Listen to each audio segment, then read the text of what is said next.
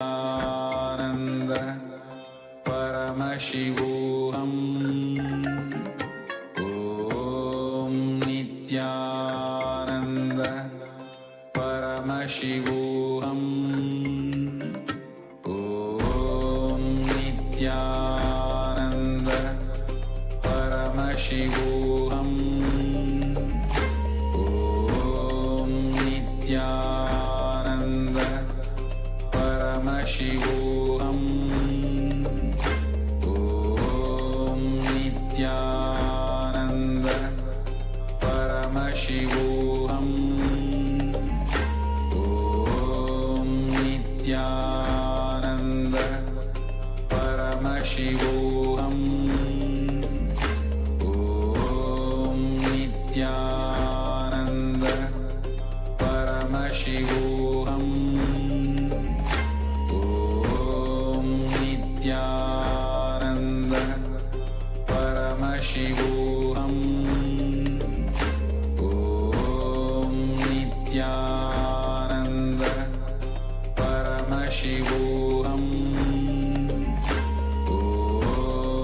Nithyananda Paramashivoham.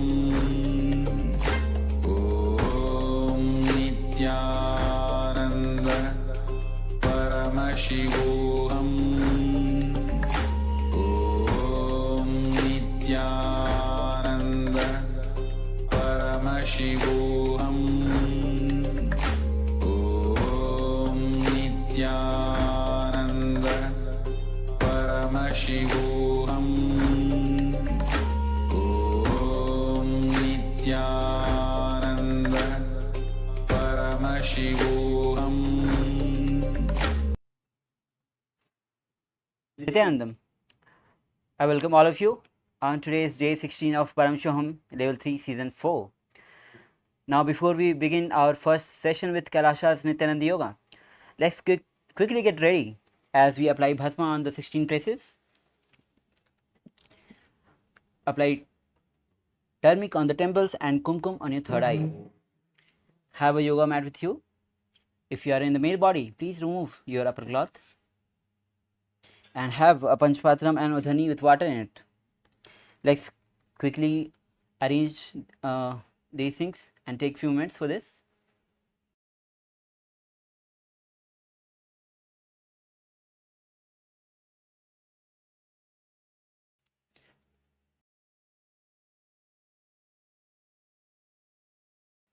Yes.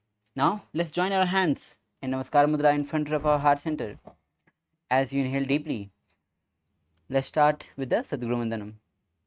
Nithyanandam Paramasukhadam Kevalam Jnanamurtam Dvandvatitam Gagana Sadrusham Tattvamasya Ekam Nityam Vimalamachalam Sarvabhi Sakshi Bhutam Bhavatitam Triguna Rahitam Sadgurum Tam Namami.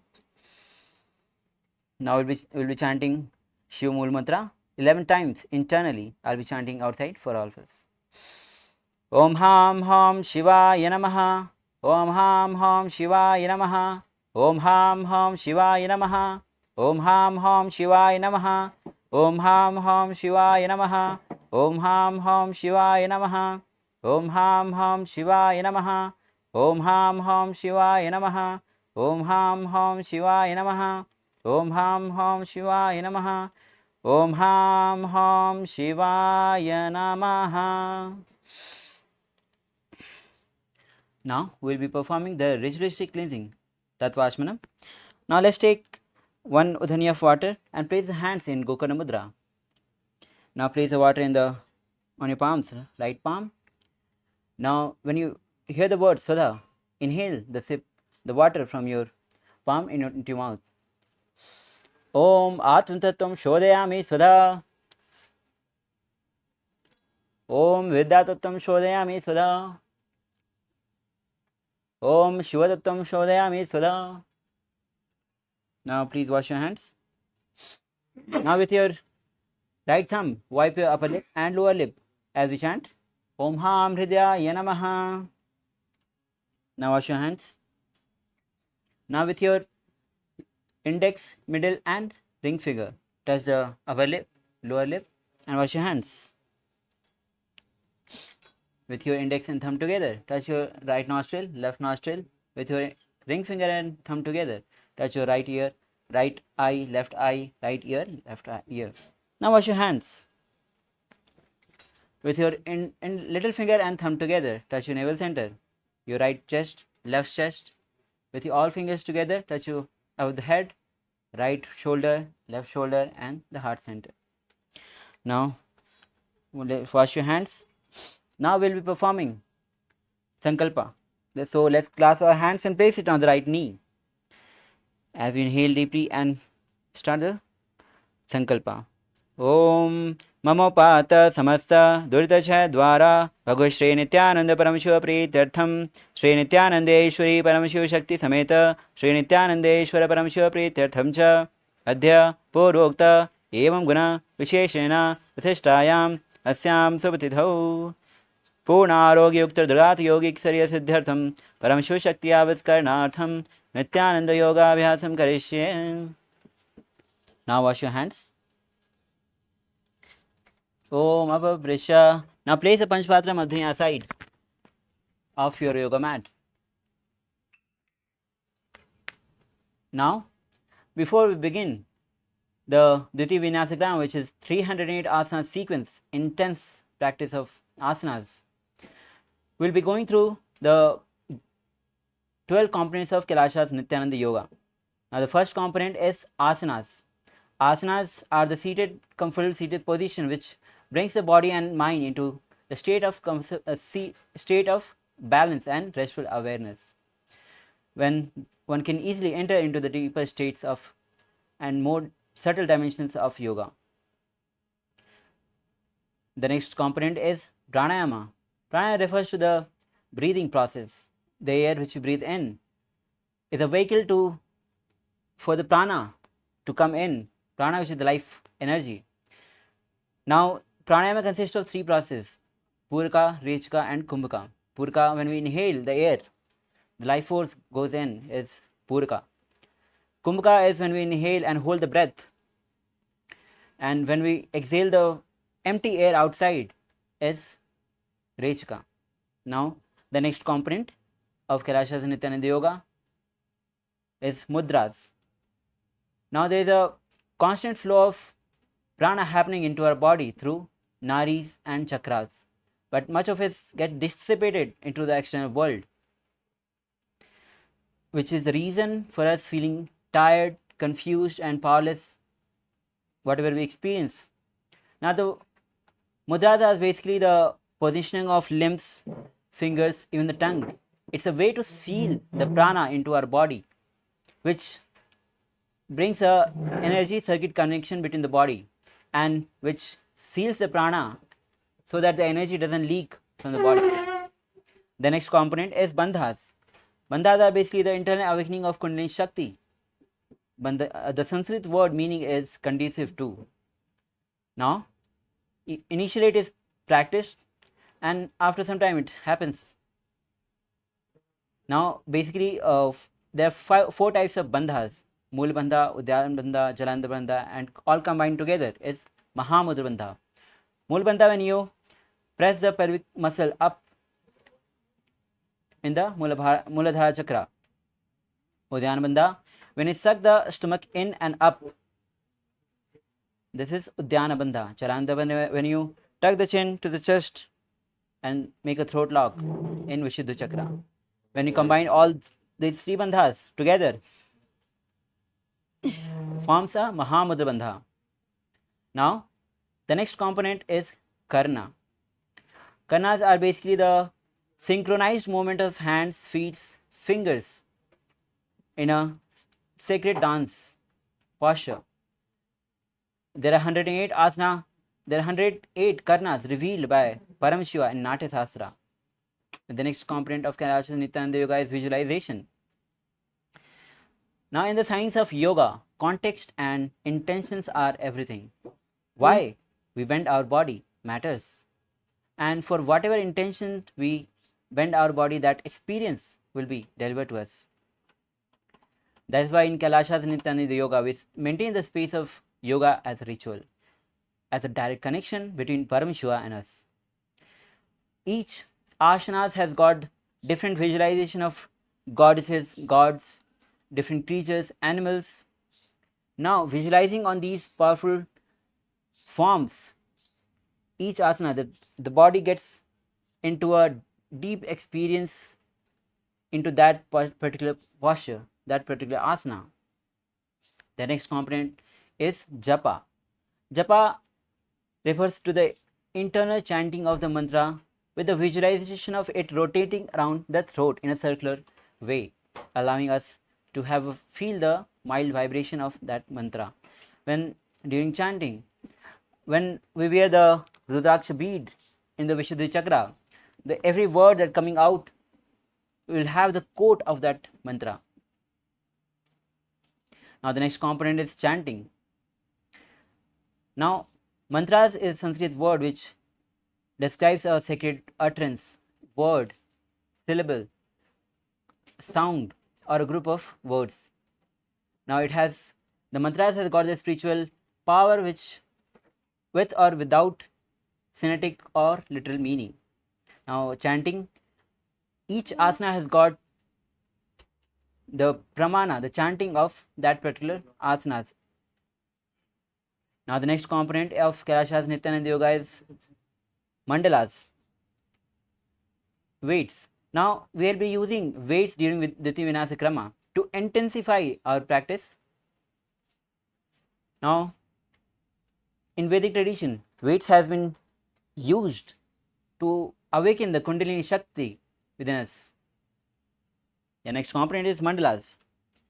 Mandalas are basically the cosmic geometric diagram, and our body is analogous to the cosmos. As you can see behind, there is Sri Chakra imprinted. Now yantras is a diagram into which a deity can be invited by using the mandalas. Now the next component is abharna. We will be using Rudraksha mala, Rudraksha bead as a abharna. Now the beauty is the Rudraksha has got the energy holding capacity, the spiritual holding capacity. It acts as a battery. During the practice, when the energy gets released, Rudraksha mala holds the energy and keeps us energized throughout the whole day. Now the next component is Aushadha. Aushadha are basically the sacred alchemy science from the ancient Siddha tradition. It combines the sacred herbs, prana, and the cosmic life energy, and most importantly the Shakti Pada energy, entanglement energy. Now we will be using 3 types of Aushadhas during the practice: Bhasma on our 16 places in our body, Kumkum on our third eye, and turmeric on our temples. Now as we have quickly gone through the 12 components of Kailasha's Nithyananda Yoga, it's time that we enter into this intense practice of 308 asana sequence of Dviti Vinasa Krama. Now the first asana is Sukhasana. Be seated in a comfortable seated cross-legged posture. Your head, neck, spine in a straight line. Now as you bring your index and thumb together and place it on the knees in Bindu Mudra.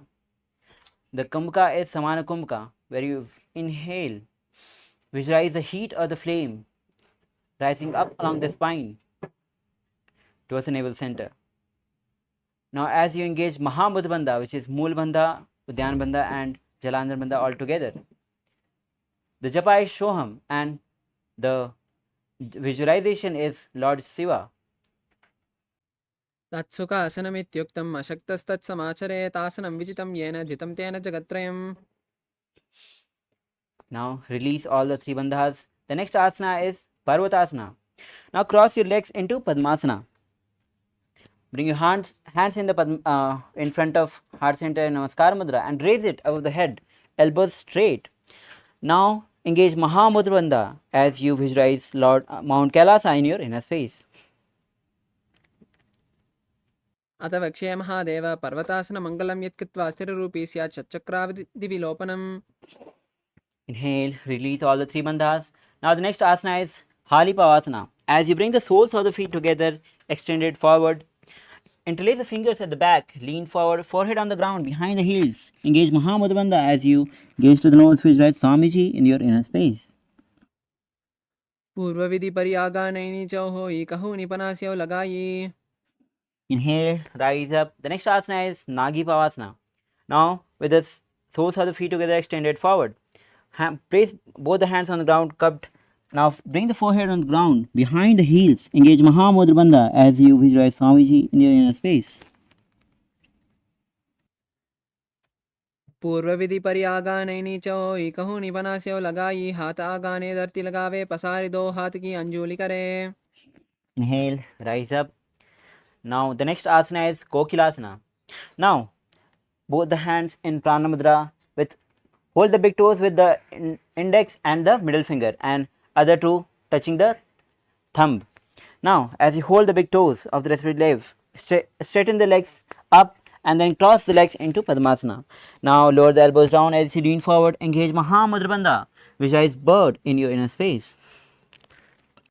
अतान्यदासनं वक्ष्ये येन सिद्धो भवे नरः कस्माद्वायुसञ्चारं कोकिलाख्यासनेन च. Inhale, rise up. The next asana is Nithyananda as you bring ankle on the knees. Now hold the opposite elbows. Now engage Mahamudra Bandha as you visualize Swamiji in space. Gaze to the nose and start rotating your hands in clockwise and then anti-clockwise direction. घोड़ा बाबा पाद की आहु माहिली सोये दचरण को वारिलो तापरि गुल्प समोये. Now relax. The next asana is Gajasana.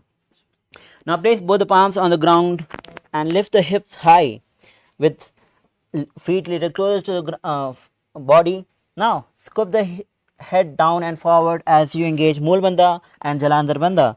Mool Bandha, Udyan Bandha, Vijay Swamiji in your inner space. नुज्जं पादाग्रे भूमौ कृत्वा लम्बी भूयमस्तकाग्रे निधाय. Now relax. The next asana is Rikshasana. Now from the same Gajasana posture, lift the right heel up and with the left heel pressing on the ground. Switch the position of your heels alternatively as you engage Mool Bandha and Udyan Bandha, visualizing bear in your inner space. एकं पादमाकुञ्च गजासनं कुर्यात् रिक्षासनं भवति. Now inhale, rise up. The next asana is Vaishasana. As you stand tall on the big toes of both legs. Now bring the index, middle finger and ring finger at the heart center. Engage Mool Bandha, Udyan Bandha as you visualize Swamiji in your inner space. केशेन पादकिलं बद्ध्वा तिष्ठेत तोमकः तव ईश्यावक्ष्ये यत्कृत्वा सत्यवान् भवेत्. Now the next asana is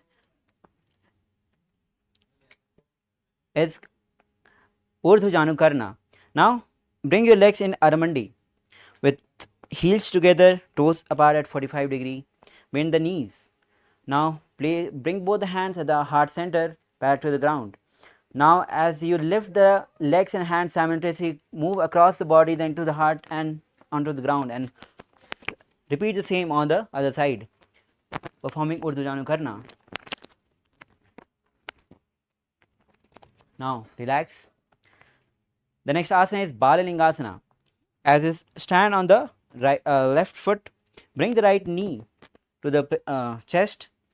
As you interlace the fingers in Sarva Shankari Mudra outside in, hold the knee and visualize yourself as catching a baby as you engage Mahamudra Bandha.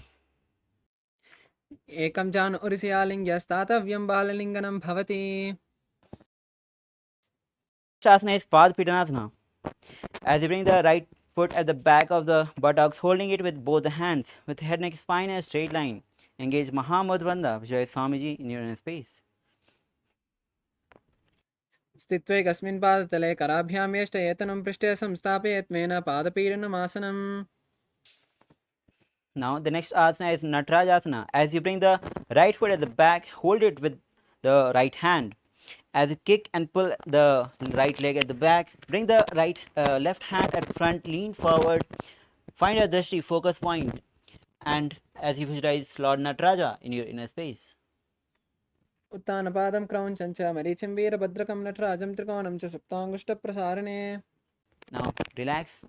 The next asana is Balalingasana on the other side. As you stand on the right foot and raise the left knee close to the chest, interlace the fingers in Sarva Shankari Mudra outside in and hold the knees. Visualize yourself catching a baby as you engage Mahamudra Bandha.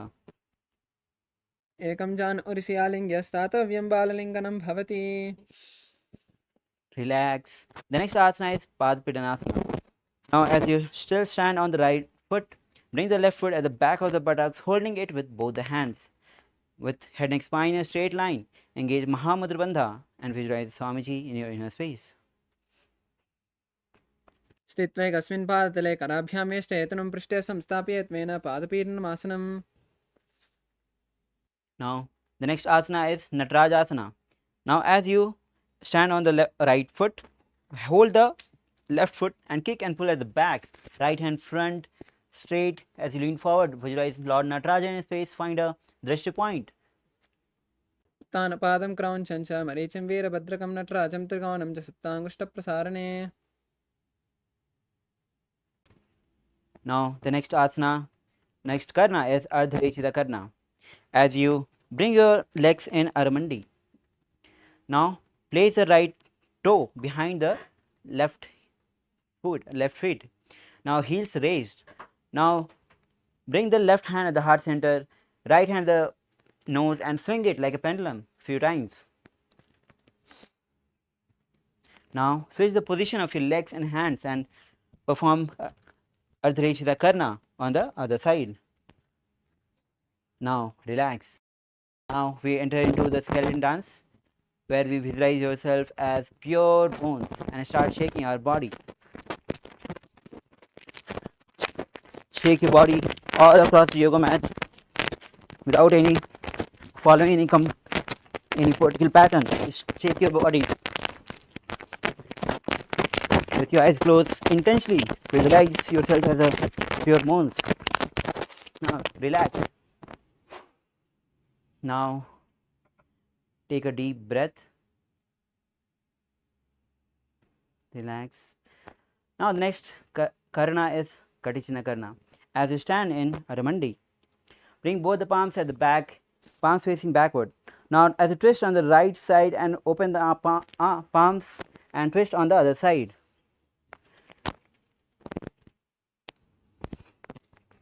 Now relax.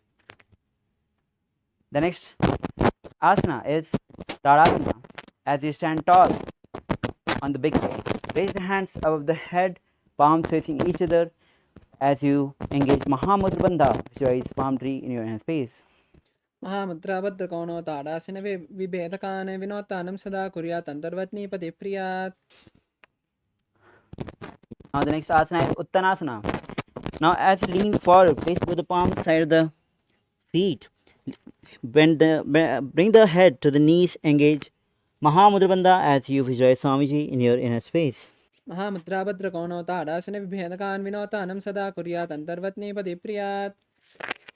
Now wear the mala if you have brought it. Now bring the body in the plank position and we'll be performing Tarakshvasana as you tuck the chin to the chest and start rotating your head from left to right.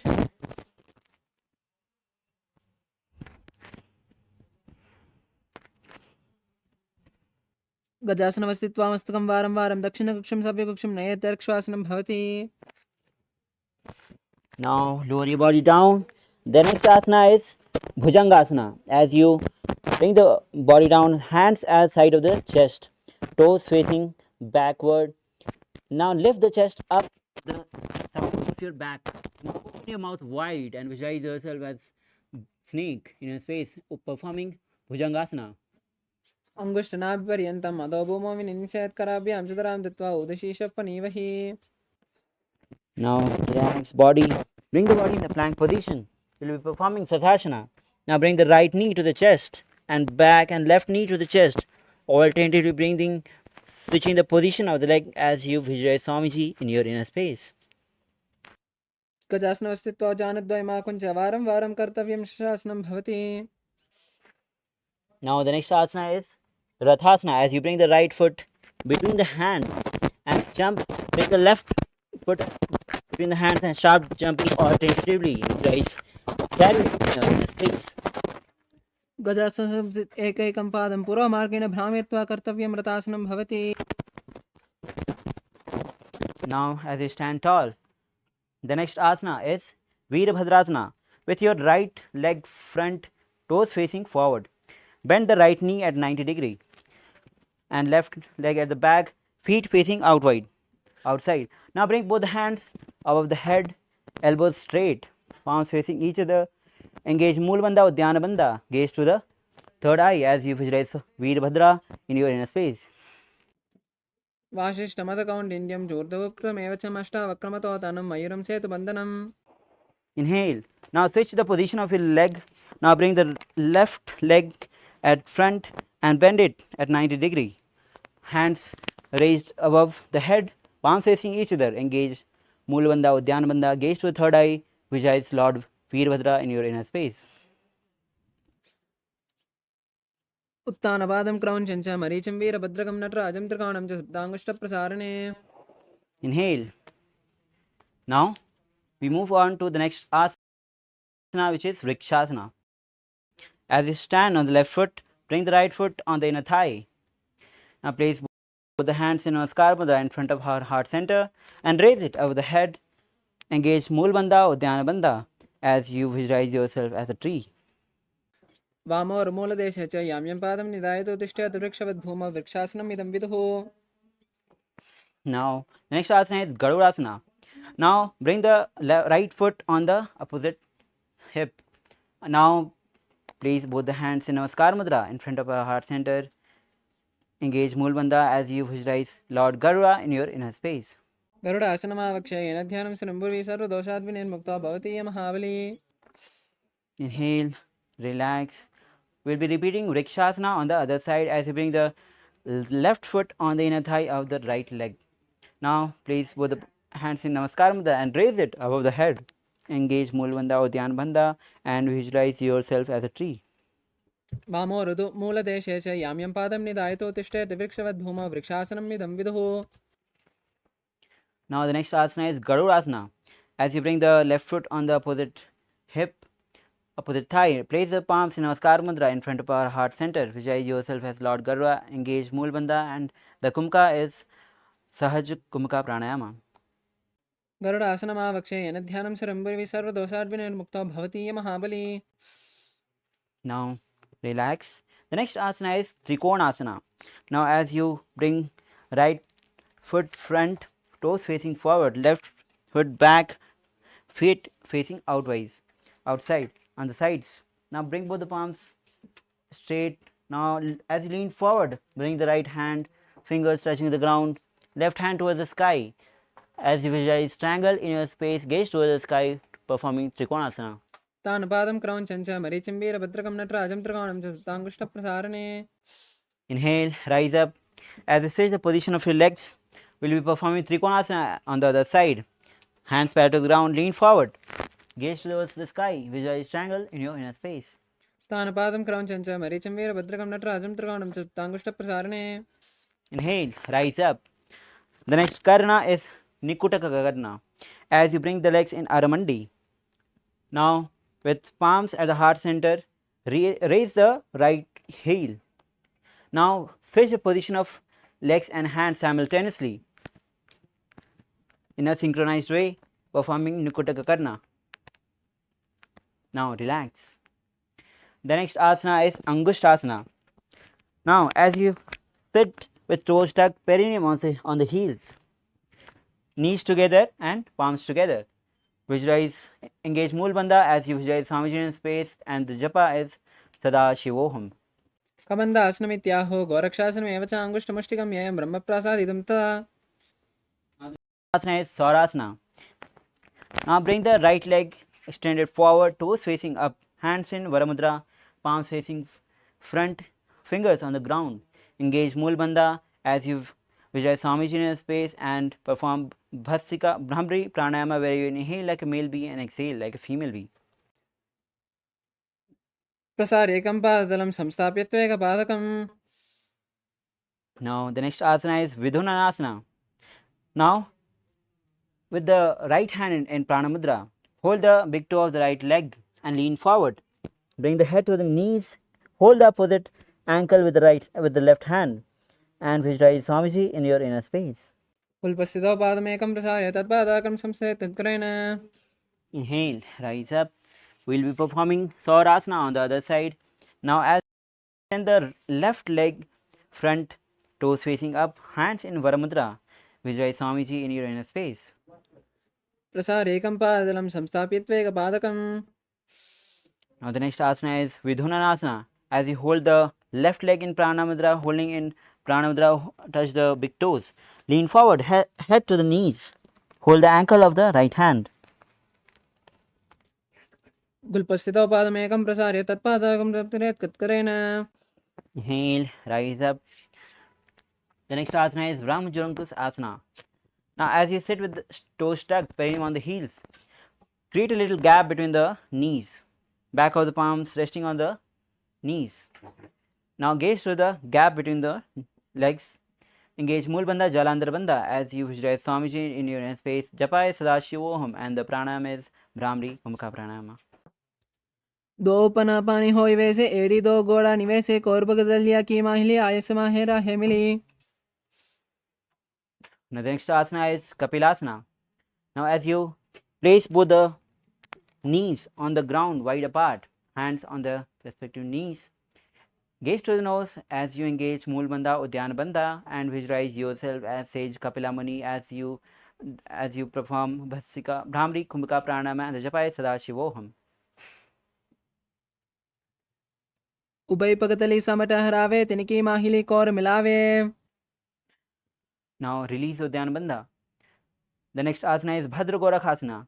From the same seated posture, switch the gaze to the third eye and visualize Swamiji in your inner space. दो पगतली संपुट करे कोरवाली भूप दितरे कोरवाली रागे ऐसे तापरे मूल द्वार की बेसे. Now the next asana is Suryasana. Now bring the soles of the feet together and lift the knees off the ground wide apart. Now hands in Padmudra, which is little finger and thumb touching together, and raise it over the head. Gaze through the gap between the palms.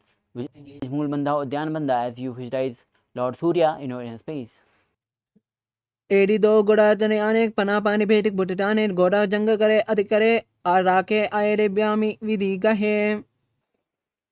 Now the next asana is Mandukasana. As you sit with the toes flat, with perineum on the heels. Now hands on the respective knees. Now gaze to the third eye and perform Mandaki Mudra, which is rolling the tongue up on the roof of the mouth, catching the nectar of immortality dripping from the Sahasrara chakra with our forked tongue. पादतलौ पृष्ठदेशे अंगुष्ठद्वये च संस्पृश्य ध्यानो युग्नं पुरस्कृत्य साधयेत् मण्डूकासनम्. The next asana is Uttana Mandukasana. From the same seated posture as Mandukasana, bring the hands at the back and hold the shoulders, elbows holding the head, gaze to the third eye, engage Mulbandha Udyanabandha and perform Mandaki Mudra, which is catching the nectar of immortality dripping from the Sahasrara chakra. Mandukasana मध्यस्थं कोर्पराभ्यां शिरं ददः एतद् भेतवदुत्तानम् एतदुत्तान मण्डूकम्. Now relax. The next asana is Simhasana. Now interlace the ankles at the back and sit on the heels, hands on the respective knees, gaze to the nose. Visualize lion in your space as you open the mouth wide and stick out the tongue and exhale forcibly. दक्षिणं सव्यगुल्पेन दक्षिणेतरेतरं हस्तौ जान्वौ संस्थाप्य स्वाङ्गलिश प्रसारे च. Now the next asana is Bhadrasana. As you sit with the soles of the feet together at the back, heels, perineum resting on the heels, knees wide apart. Hands in Bindu Mudra holding the big toes of the opposite leg. Gaze to the nose as you engage Mulbandha and Jalandharbandha, visualizing Swamiji in your inner space. गुल्पस्थितौ पादमे गुल्पौ च वृष्णस्यादौ युत्क्रमेण समाहितः पादाङ्गुष्ठौ कराभ्यां च धृत्वा च पृष्ठदेशतः. Now the next asana is Kakabhusandi asana. As you squat on the feet, knees apart, wrap the hands around at the back, interlace the fingers. Gaze to the nose, visualize crow in your space as you perform Brahmari Pranayama and engage Moolabandha. प्रथमे वेसौ गडटाने दो हाथ पगम विच आने तिनकी मोड़ी नल्या परिया लावे पिष्ट बचे कांकसी करावे. Now the next asana is Kanipavasana. As you place both the palms on the ground. Now as you lean forward, bring the knees on the elbows towards the armpit, lift the feet off the ground, gaze to the nose, visualize Swamiji in your inner space. आसन को गुण आसीत सिदा होई तो आची होई. Now the next asana is Kapali asana. With palms on the ground, bring the knees on the elbows and bring the head on the ground. Lift the feet off the ground and lift it straight up. Gaze to the nose, visualize Swamiji in your inner space. शीश शीशा डट्टी टेकी पगदो मुला ऊंचा गुगरे. Now slowly lower your body down. The next asana is Parsvamayurasana. Place both the palms on the ground. As you twist on your right side, place the elbows on the left knee and thighs on hip. Now lean forward and balance your body as you extend the legs out on the sides. Visualize peacock in your space as you gaze to the third eye. मयूरं दण्डवत् कुर्यान् मयूरं दण्डनामकं कुर्यान् मयूरं पार्श्वाभ्यां मयूरपार्श्वनामकम्. Now twist your body on the left side, elbows on the right knee and hips. Lean forward as you balance your body. Extend the legs out on the sides. Gaze to the third eye, visualize peacock in your inner space. मयूरं दण्डवत् कुर्यान् मयूरं दण्डनामकं कुर्यान् मयूरं पार्श्वाभ्यां मयूरपार्श्वनामकम्. Now relax. The next asana is Bhairaginatha asana. From the plank position, bring the right leg from outside between the palms. Gaze to the third eye as you visualize Swamiji in your inner space. आसन को गुण जो लो जाइए. Now again from the plank position, bring the left leg between the hands from outside. Gaze to the third eye and visualize Lord Bhairaginatha asana, Bhairaginatha in your inner space.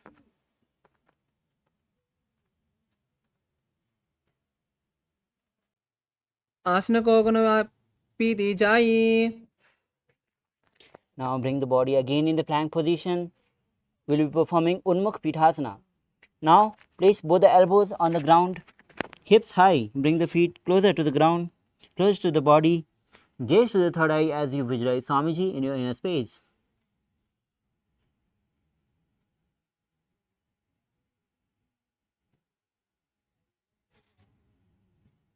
भून्यस्तौ जानि हस्तौ चतुष्पद वाङ्मुखम् उत्थापिताङ्ग्रिलकच्छत्. Yes, the next asana is Vasishthasana. As from the plank position, place right palm on the ground, hand straight. Now twist on your left side, left palm, left hand straight to facing towards the sky. Visualize says Vasishtha in your inner space. ऊदु कुक्कुटवासिष्ठ मरीचिहल मत्स्यकं परिवृत्तं चोदरस्य विविधं धनुरासनम्. Take the body on the other side as you visualize Sage Vasishtha on your inner space and gaze toward the sky. ऊदु कुक्कुटवासिष्ठ मरीचिहल मत्स्यकं परिवृत्तं चोदरस्य विविधं धनुरासनम्. Now relax. The next asana is Anjani asana. As you sit with the legs extended forward, toes facing up. Bring the palms under the buttocks and palms facing up. Engage Moolabandha, Jalandhar Bandha as you gaze to the nose, visualize Swamiji in your inner space. दो करा की ube हथेली कोरवाली मेले भेली सो आगाने भूपरिदासे महाने अंगुली मिलिरासे. Now release the Uddiyana Bandha. The next asana is Paschimottanasana. Now bring the hands in Pranamudra and hold the big toes. Lean forward, head to the knees, engage Mahamudra Bandha. Visualize Swamiji in your inner space. जानुपरिल्लाटं तु पश्चिमतानुमुच्यते येन केन प्रकारेण सुखं दार्यं च जायते. Inhale, rise up. The next asana is Ugrasana. Create a little gap between the feet. Interlace the fingers at the back of the neck. Lean forward, head to the knees. Visualize Goddess Kali in your space as you engage Mahamudra Bandha. स्वपानिप्यां स्थिरं दत्त्वा जानुपरि शिरोन्यसे आसनो द्विविधं प्रोक्तं भवेदनिर्दीपनम्. Inhale, rise up. The next asana is Marichi Asana. With both legs extended forward, bring the right knee raise knee, heel close to perineum. Now wrap the hands around as you lean forward, head to the knees. Visualize Sage Marichi in your inner space. उदकुक्कुटवासिष्ठ मरीचिहल मत्स्यकं परिवृत्तं च द्रस्य विविधं धनुरासनम्. Inhale, rise up. The next asana is Mahamudrasana. Drop the raised knee onto the ground. Lean forward, hold the foot with both the hands. Head to the knees. Engage Mahamudra Bandha as you visualize Swamiji in your inner space. महामुद्रां प्रवक्ष्यामि तन्त्रेऽस्मिन् वल्लभेयां प्रापि सिद्धासिद्धिं च कपिलाद्या पुरागताः. Inhale, rise up. Now with both legs extended forward, we'll be repeating Marichiyasana on the other side. Now bring the left foot heel close to perineum, knee raised. Wrap the hands around and interlace the fingers. Lean forward, head to the knees. Engage Moolbandha as you visualize Sage Marichi in your inner space. उत्तानपादं क्रौञ्चं च मरीचिं वीरभद्रकं नटराजं त्रिकोणं च सुप्ताङ्गुष्ठप्रसारणे. Inhale, rise up. Drop the raised knee on the ground. Lean forward. Hold the foot with both the hands, knees, head to the knees. Engage Mahamudra Bandha as you visualize Swamiji in your inner space. महामुद्रां प्रवक्ष्यामि तन्त्रेऽस्मिन् वल्लभेयां प्रापि सिद्धासिद्धिं च कपिलाद्या पुरागताः. Inhale, rise up. The next asana is Bhadrasana 2. Now as you sit with the soles of the feet together, heels close to the perineum. Interlace the finger and place it on front of the. Now gaze to the third eye. The Kumbhaka is Rejka Kumbhaka Pranayama. Engage Moolbandha. The Japa is Mahasivoham and visualize Swamiji in your inner space.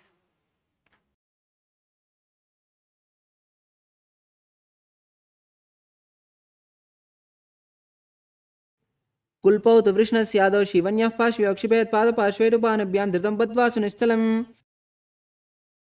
Now the next asana is Gvalipavasana. As you extend the legs straight up, extend the legs forward. Now toes together, heels apart, hands on the respective knees. Gaze to the nose. Engage Moolbandha, Jalandhar Bandha. Visualize Swamiji in your inner space. पूर्वचर पर चौक ह्यो सो ही वाही विद्यो की जिसो यामे एड़ी भिन्न जरासे अंगुल आतरंतर रासे. Now the next asana is Joni Asana. With the soles of the feet together, heels close to the perineum. Hold the soles with both the hands and lean forward. Gaze to the nose and visualize Yoni Mandala in your inner space. दो पगतली संपुट करे soul आगा में धरे आगा अर्ध हाथ को अंतर्रासे लाट पगतलिया ऊपर दासे. Inhale, rise up. The next asana is Midaki Pavasana. With the soles of the feet together, extended forward. Now toes apart, heels together. Hands open straight on the sides. As you lean forward, bring the forehead on the heels. Engage Moolbandha, gaze to the nose, visualize Swamiji in your inner space.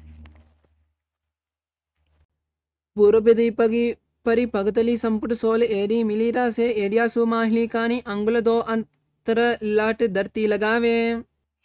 Inhale. Next asana is Siddha Samadhi Asana. As you bring the soles of the feet together, heels close to the perineum. Now separate the heels, hands underneath the legs. The palms facing up, lean forward, gaze to the nose as you bring the forehead on the ground and visualize Swamiji in your inner space. दो पगतली संपुट करे सोले में आगा में धरे अंगुल आत अंतर रासे AD को ऐसे विदासे. Inhale, rise up. The next asana is Chindaki Pavasana. The soles of the feet together, heels close to the feet. Open the feet like a book. Place elbows on the respective knees. Gaze to the nose as you visualize Swamiji in your inner space. दो पगतली एड़ी धरती मगवा made लगावे पगतली माहिली कौर अंगूठा सुधा सुधी जोड़े. Next asana is Yogasana. Toes are together. Place both the hands on the respective knees and press the knees on the ground. Now engage Mool Bandha and Uddiyana Bandha. Pull the stomach in and up and gaze to the third eye. Visualize Swamiji in your inner space. दो पगतली संपत्ति दारे आगाने कर jar पसारे गोड़ा बूसो लगदाला से हाथ दो गोड़ा परिदा से. Next asana is Bhairavasana. Now bring the to the ground, raise the knees wide apart on the ground. With your hands in Bindu Mudra, place it on the respective knees. Now gaze to the third eye, engage Mool Bandha, Jalandhar Bandha and visualize Lord Kala Bhairava in your inner space. गुल्पो संपीड चान्यूनम क्रमेण समाहितः. Now relax. Next asana is Samanasana. Now with the heel close to the ring, hold the right foot with both the hands and to the chest. Gaze to the third eye. Visualize Swamiji in your inner space. समानासनमावक्षे सिद्धमन्त्रादि साधनात् एकपादमरो दत्वा गुह्योन्योलिङ्गमत्रके. Now the next asana is Apanasana. Bring the right foot on the shoulders and raise the left leg straight and up. Gaze to the third eye as you visualize Swamiji in your inner space. केवलं पादमे कञ्चस्कन्धे चारोऽपि यत्नतः एकपादेन गगने तिष्ठेत दण्डवत्प्रभो. The next asana is Samanasana. On the other side, bring the right knee, heel close to the perineum, left holding with both the hands to the chest. Gaze to the third eye as you visualize Swamiji in your inner space. समानासनमावक्षे सिद्धमन्त्रादि साधनात् एकपादमरो दत्वा गुह्योन्योलिङ्गमत्रके. The next asana is Apanasana. Bring the left foot on the top of the shoulder. Raise the right leg straight and up. Gaze to the third eye as you visualize Swamiji in your inner space. केवलं पादमे कञ्चस्कन्धे चारोऽपि यत्नतः एकपादेन गगने तिष्ठेत दण्डवत्प्रभो. The next asana is Gomukhasana. With left leg on the ground, heels touching the perineum. Bring the right leg on the top. Now interlace the fingers and place it on the top knee. Gaze to the nose as you visualize cow in your space. Perform Siddhikari Pranayama. सव्ये दक्षिणकुल्पन्तो परशुपाशो नियोजय दक्षिणे पिता सव्यं गोमकं घोमकं तथा. The next asana is Anushasana. With the same seated posture as Gomukhasana. Now hold the big toes of the opposite leg in Bindu Mudra. Now perform Siddhikari Pranayama, then engage Mool Bandha, Uddiyana Bandha. Gaze to the nose. Visualize Rishika Anushya in your inner space. दक्षिण गोड़ा निकट आने वामोता के ऊपर आने गोड़ा संधि मिलावे राशि आड़ा पुनी देसी पसारी. Now inhale as you release the Uddiyana Bandha. The next asana is Anushasana 2. With the same seated posture, interlace the fingers at the back. Now lean forward, bring the forehead on the ground. Visualize Rishika Anushya in your space as you gaze to the nose and perform Siddhikari Pranayama. झीमना गोड़ा की संधि उपरिदावा गोड़ा की संधि मिलावे राशि गोड़ा से ओले बगदलियालो अडवाई सुधारा से. Inhale, right. The next asana is Garudasana 2. Bring the left heel close to the perineum. Right knee raised to the chest. Place both the hands on the respective knees. Gaze to the nose as you visualize yourself as Lord Garuda in your space. Japa is Om Nithyanandoham and perform Siddhikari Pranayama. तावपक मोड़ी एड़ी माहिलम गुल्प मूलद्वारिणी चेदे बेसे जीवनी पगदली धरती की गोड़ो ऊंचो उबोरा से. The next asana is Naradasana. As you sit on your left heels, interlace the fingers at the back and twist on your right side. Bring the elbows on the right knee. Gaze to the nose, gaze to the third eye as you visualize Sage Narada in your inner space.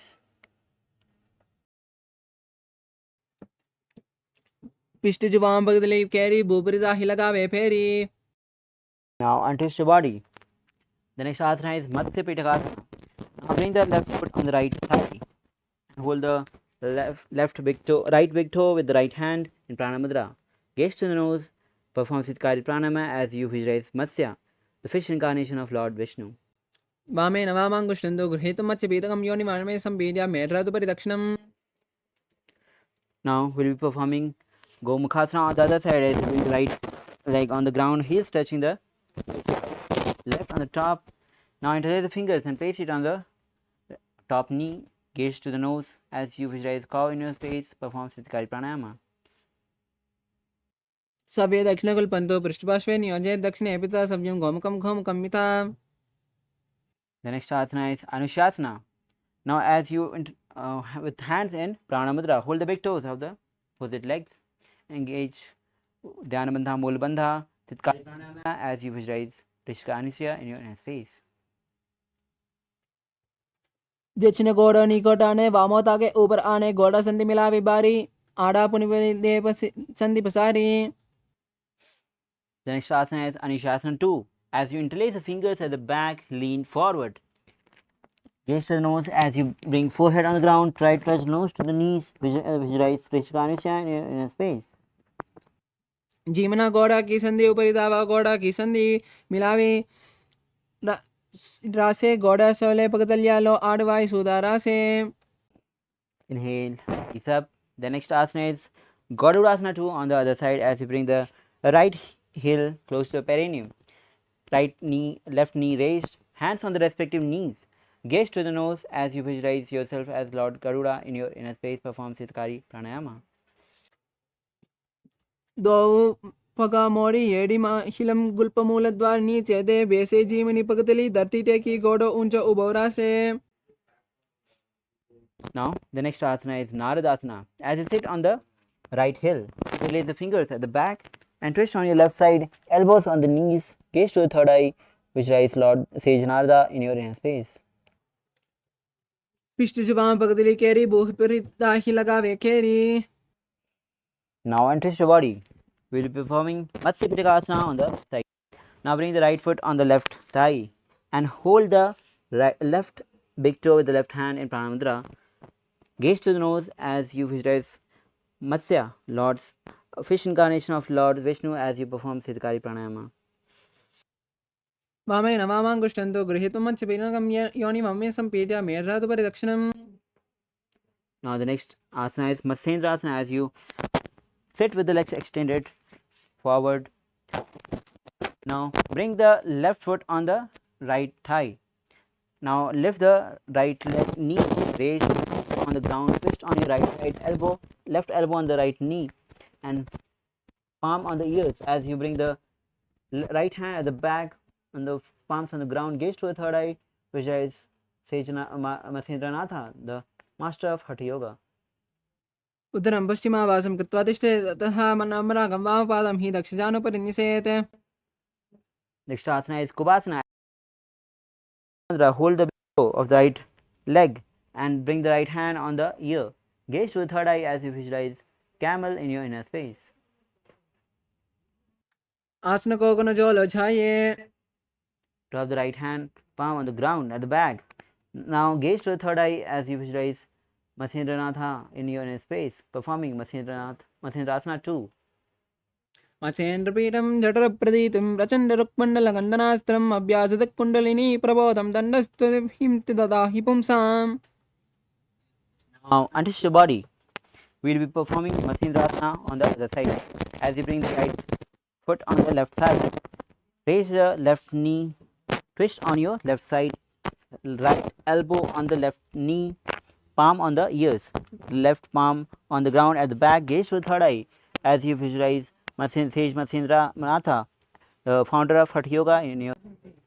उदरं पश्चिमावासं कृत्वा तिष्ठति यत्नतः नम्रागं वामपादं हि दक्षिणानुपरि निषेत्.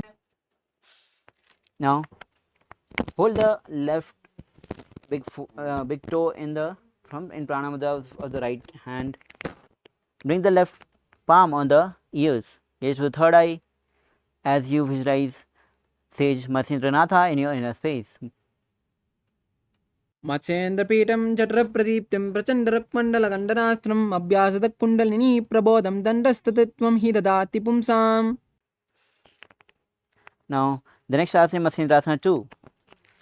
As you bring the left palm on the ground at the back, gaze to the third eye, visualize Matsyendranath Mansalinatha in your inner space.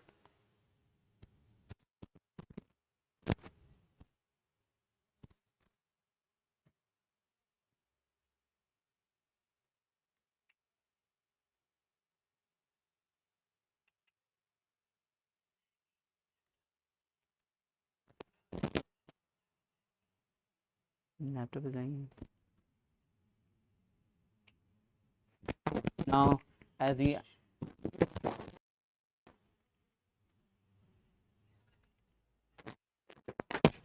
untouched about our body, asana is asana. So let's bring the legs into Padmasana. Now,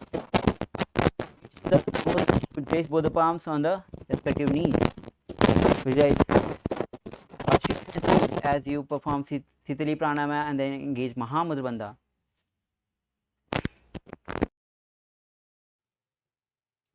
उत्तानौ चरणौ कृत्वा ऊरु संस्थौ प्रयत्नतः ऊरु मध्ये गतौ तानौ पाणि कृत्वा तु तादृशौ. Now release all the three bandhas. The next asana is Padmasana 2. With both the hands in Pranamudra, hold the big toes of the opposite leg. Gaze nose. Visualize yourself as Goddess Parvati and sort of Shiva as in your space as you perform Sitali Pranayama. उत्तानौ चरणौ कृत्वा ऊरु संस्थौ प्रयत्नतः ऊरु मध्ये गतौ तानौ पाणि कृत्वा तु तादृशौ. Now the next asana is Kukkutasana. As legs are still in the Padmasana, place the palms on the ground between the thighs and the and lift the body off the ground. The japa is Om Nithyananda Mahasarashivoham. Visualize yourself as a rooster as you perform Sahaj Pranayama and the engage Mula Bandha. पद्मासनं संस्थाप्य नानवरन्तरेकरौ निवेश भूमौ वा शिस्ते द्वयमस्तत् कुक्कुटासनः. Put your body down. We're performing the kick. You bring on the knees, bring palms on the ground, front, as lean forward, palms fit towards the body, elbows on the side of the navel, and lift the knees off the ground. Visualize Swamiji in your inner space. धरामावष्टभ्य करद्वयेन तत्कूर्परिस्तावि वातानि पार्श्वः. Now relax. The next asana is Mayurasana. Now, with both the palms on the ground and front fingers pointed towards the body, lean forward, place the elbows on the side of the navel as you lift the feet off the ground, balancing the body. Visualize Mayura, peacock in your inner space. अथ वक्षे Mahadev मयूरासनमुत्तमम्. Now, lower your body down on the ground. Interlace the fingers behind the neck. Feet open on the sides. Visualize yourself as a crocodile in your inner space. अध्याससेते हृदयं निधाय भूमौ च पादौ च प्रसार्यमाणौ. Now relax. Place both the palms on the side of the chest. Toes extended at the back. We will be performing Salabhasana.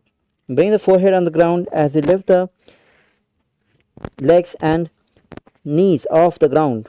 Visualize locust in your inner space. अध्याससेते करयुग्मं वक्षो भूमिम् अवष्टभ्य करतलयोः स्थलाभ्याम्.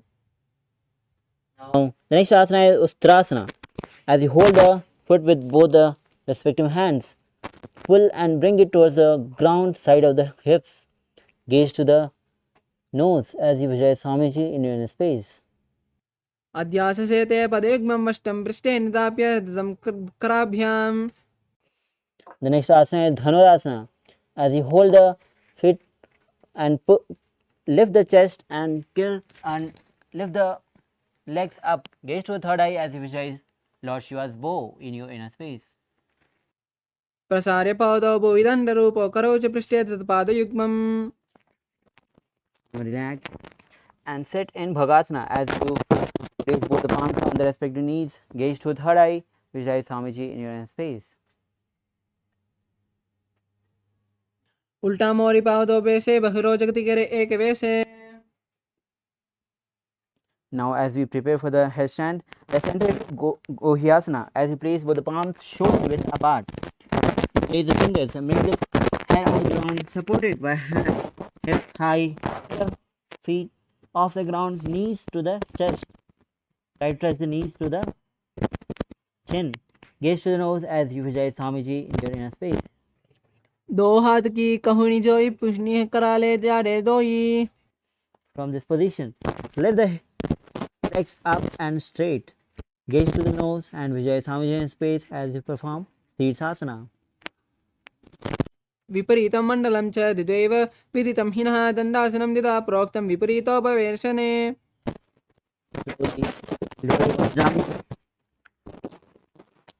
Now the next asana is Kodyasana. Legs, both the legs extended forward. So we will be performing new pranayama, which is Bhastika Pranayama, which is rapid exhalation of air forcibly outside. Now the next asana is Kodyasana. Hold the legs and raise the legs up straight, knees straight, head to the knees. Visualize some genius space as you perform Bhasika Kumka Pranayama. दो हाथ पग बढ़ाने गोड़ा टेरे कांक सीटाने. Asana is Parikrama. As you bring the legs at 45 degrees, hands at the back holding the opposite shoulder, gaze to the third eye as you perform Bhasika Kumka Pranayama. Visualize Swamiji in your inner space. उत्तानं शयनं कृत्वा पादौ मिलित्वा प्रसार्य निदं भूमौ स्पृश्य हस्ताभ्यां करं धृत्वा. The next asana is Samokasana. With legs at 45 degrees, extended forward straight, hands parallel to the ground. Gaze to the third eye as you perform Bhasika Pranayama and visualize both in your inner space. उत्तान शयनं कुर्प्राभ्यां भूमिमष्टभ्य. Now relax. The next asana is Rudrasana. Toes of the feet together, hands underneath. Hold the feet with both the hands interlaced and bring the feet close to the chest. Rest the chin on the fingers. Gaze to the nose and visualize Lord Rudra in your space as you keep performing Bhasika Kumka Pranayama. पगतली संपुट करे हस्तास्य पग ऊंचा पग का अंगूठा दो ले परली कानी तालवे. Inhale. Next asana Unmukh Pidhasana 2. With both the feet flat on the ground, raise the knee and lie down. Bring the hands behind the heels and raise the hips high. Engage Mool Bandha, Jalandhar Bandha. As you gaze to the nose, visualize Swamiji in your inner space. ऊर्ध्वे च जानुनी कृत्वा शवित्वोर्ध्वमुखं तथा उत्थाप्य हस्तौ तिष्ठेतु पीठ उन्मुखनामके. Now lower body down with hands and legs extended, fully relaxed. Visualize every single part of the body has been totally separated. Visualize your body has become dead in Savasana.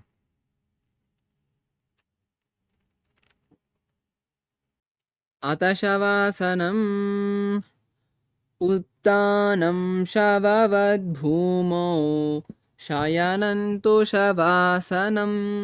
शवासनं श्रान्तिहरं चित्तविश्रान्तिकारणम्.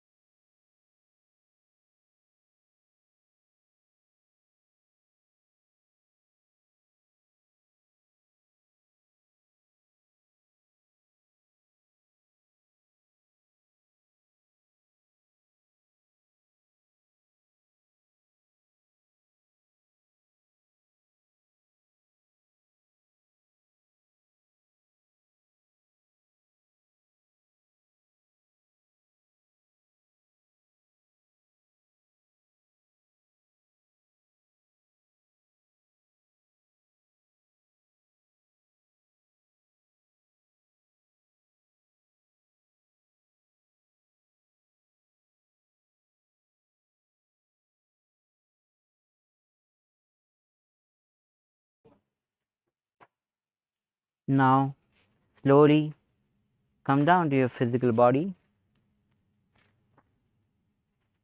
Start to wiggle your fingers, your ankles, hands. Now bring the chest to the knees to the chest as you raise the fingers and rock from side to side.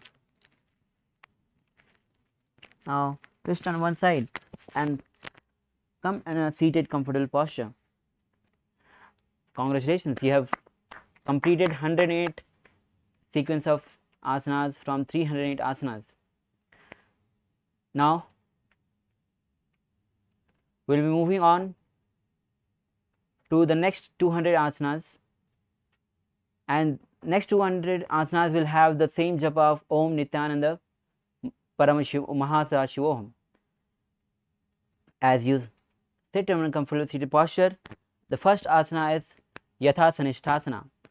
So be seated in a comfortable posture which brings a state of ease to your mental and physical state. Now perform Samanukumka as you bring hands in Bindu Mudra, heads and index finger and thumb touching together and placing on the respective knees. Vijay Swamiji in your inner space.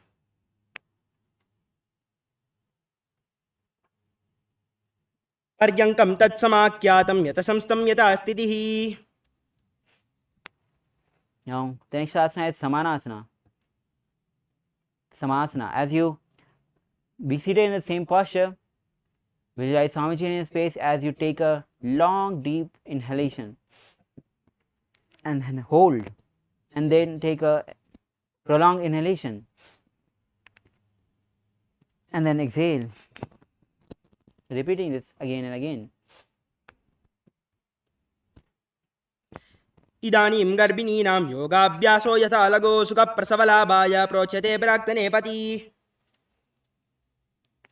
Now the next asana is Muktasana. Bring one foot to the genital region, other foot on the top, and place both the palms facing down on the respective knee. Gaze to the nose as you visualize yourself as a sage liberated by the Supreme Pontiff of Hinduism. Engage Moolbandha and perform Samanukumka. निपीड्य सीवनीयं सूक्ष्मां दक्षिणेत्रगुल्पतः वामं याम्येन गुल्बेन मुक्तासनमिदं भवेत्. Now the next asana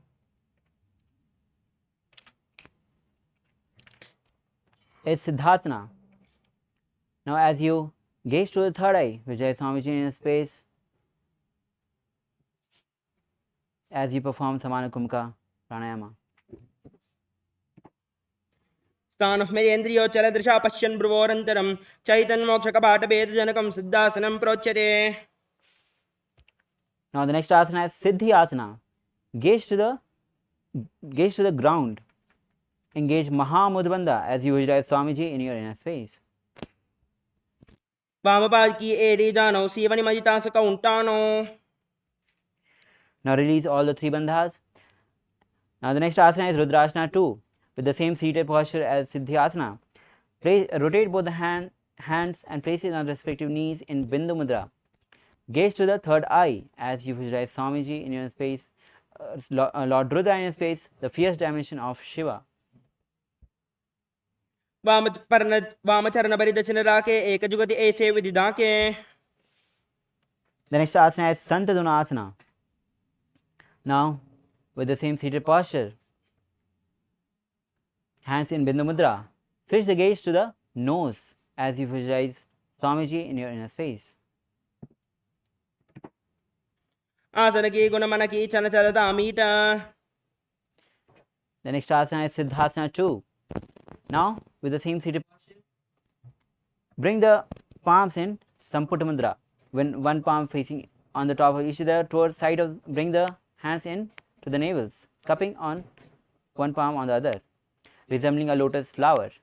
Visualize Swamiji in your space as you engage Moolbandha and perform Samanukumka. ऋतुकाय समासीन सिद्धासनमुदीरितं प्रसार्य भुविपादौ तौ धोर्भ्याम् अङ्गुष्ठमातराः. Now the next asana is Bandha Yoni Asana. From the same seated posture, Visualize your sankalpa as manifesting through the womb of creation. Now we will be performing Shanmukhi Mudra. Now bring the index finger below the lower lip, ring finger above the upper lip, close the nostrils with the middle finger, and close the eyes with the index finger, close the ears with the thumb. As you inhale and perform Shanmukhi Mudra.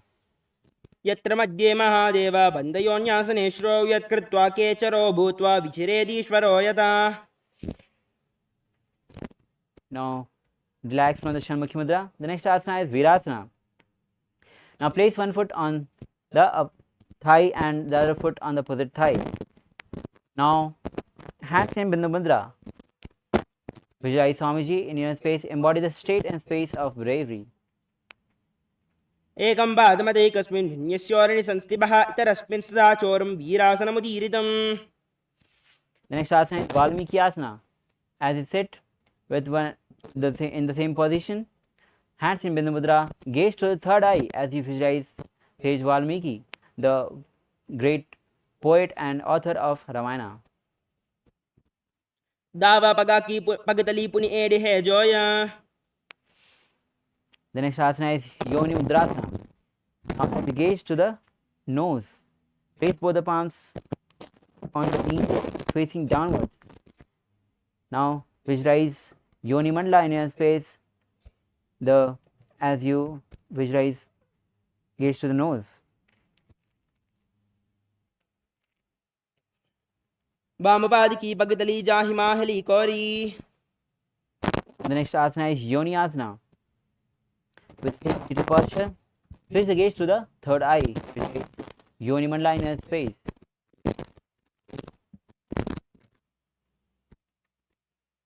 योन्यासनं पर्वतेन योगं योगफले निलं तत्कालफलं तावत् केचरो यावदेवैः. The next asana is Bhadrasana 3. As you sit with the soles of the feet together, close to the period, interlace the fingers in front of the feet. Gaze to the nose as you engage Moolabandha, Udyanabandha. Visualize yourself as Lord Veerabhadra.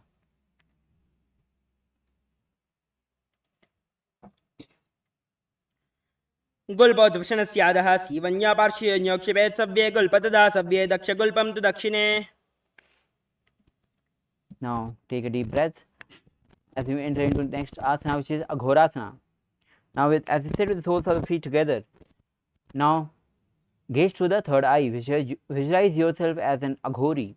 Now roll the tongue up on the roof of the mouth. Now close the left nostril with the right hand and inhale through the right nostril. Hold and then exhale through the left nostril and repeat on the other side.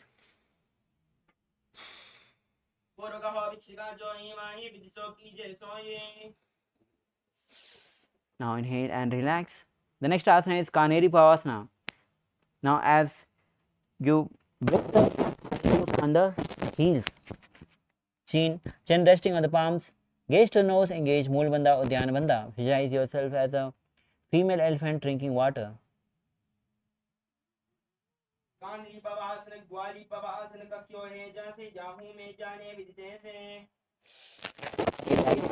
Asana is Asana. As you sit with knees raised, arms between the feet, placed fingers, feet off the ground, gaze to the nose as you visualize Swamiji in your inner space.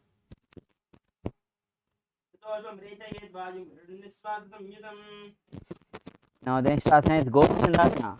With the soles of the feet together, interlace the fingers and place it on the front of the feet.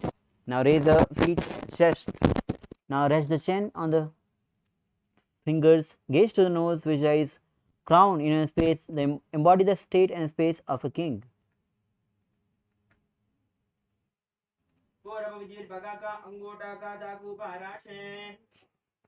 The next asana is Udarasana.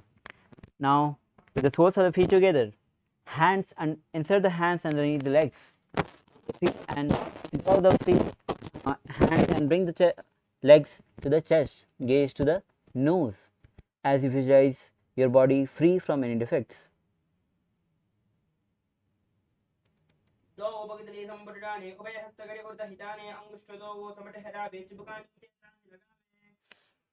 Now from the same posture, performing Vasishtasana, as you raise the legs over the forehead, visualize Swamiji in your inner space, exhaling in everything.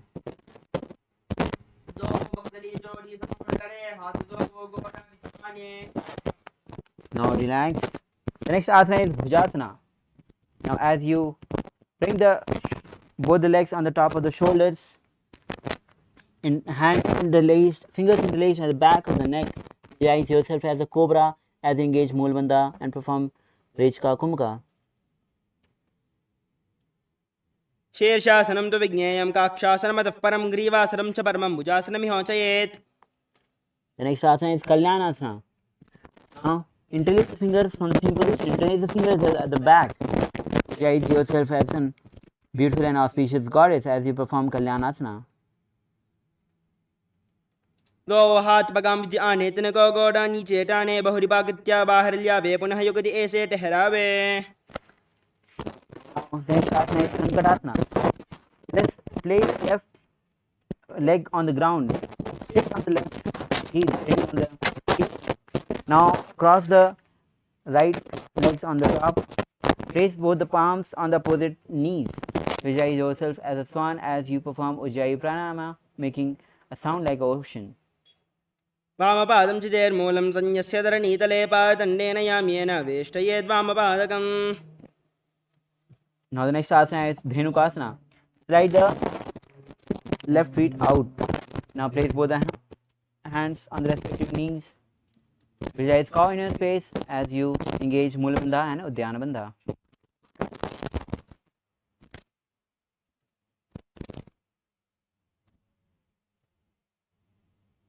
अनुशागिनगर पंचदं वृषिहिलण्डगल्यम्नि. Now the next asana is Dhenukasana. Now the next asana is Machandrasana. Now place the right foot on the left thigh, left foot on the right knee.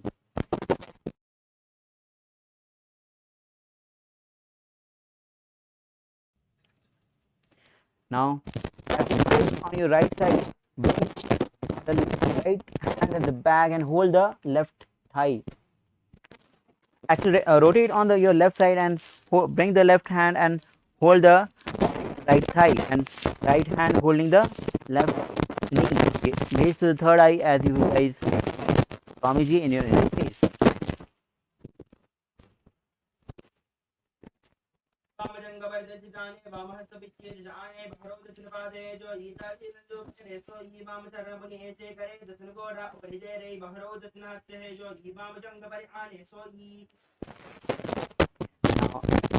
and to the body. As Machandrasana too. As sit in the same posture, fold the big toes and lean forehead on the ground. Heels touching the chest as you visualize Swamiji in your inner space.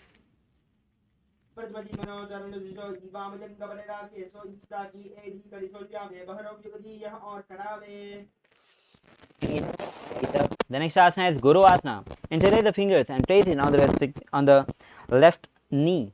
Engage Mahamudra Bandha as you visualize Swamiji in your inner space.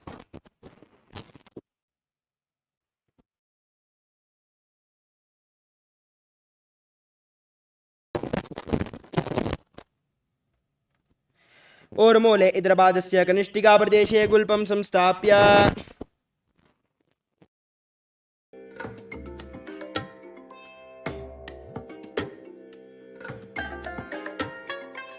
I bless you all. Let you all open all your three eyes and manifest the powers of Mahasadashiva. Om Nithyananda Paramashivoham. Om Nithyananda Paramashivoham. Yes, sorry for the technical glitch. As we move forward, the next asana is Guru Asana. From the same seated posture, interlace the fingers and place it on the left knee. Engage Mahamudra Bandha as you visualize Swamiji in your inner space. ओर्मूले इदरपादस्य कनिष्ठिकाप्रदेशे गुल्पं संस्थाप्य तदेव जानु इदरपादपार्श्वि संस्थाप्य तिष्ठेदस्थौ सम्मीलयेत् गुरु आसनं भवति. Repeating Sankarasana on the other side. As you place the right leg on the ground, heels ground, close the frame as you sit on the foot leg on the top of the left leg. Now place both the palms on the opposite knees, gaze to the nose as you visualize yourself as a swan.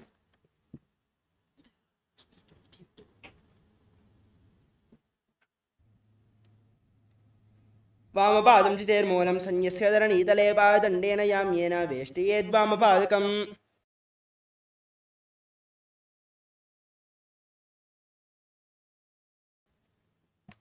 Now the next asana is Trinupasana. As you slide the left leg out to the sides, both the palms on the top knee, engage Mula Bandha and Dhyana Bandha as you visualize cow in your inner space.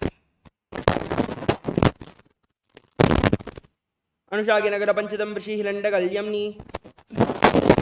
Now the next asana is Chandrasana. On the place the left right and the left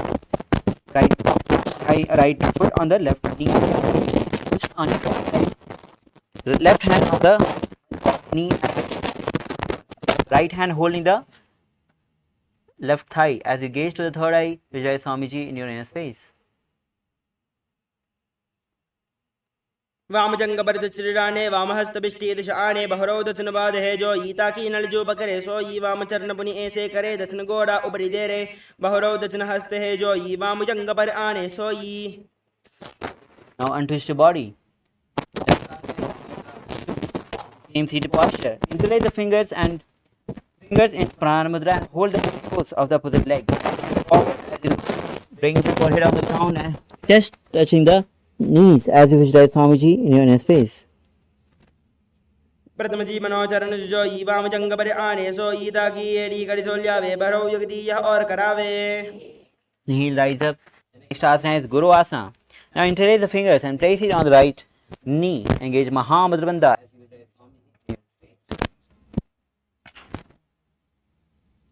ऊर्मूले इदरपादस्य कनिष्ठिकाप्रदेशे गुल्पं संस्थाप्य तदेव जानु इदरपादपार्श्वि संस्थाप्य तिष्ठेतस्थौ सम्मीलयेत् गुरु आसनं भवति. Now the next asana is Parasana.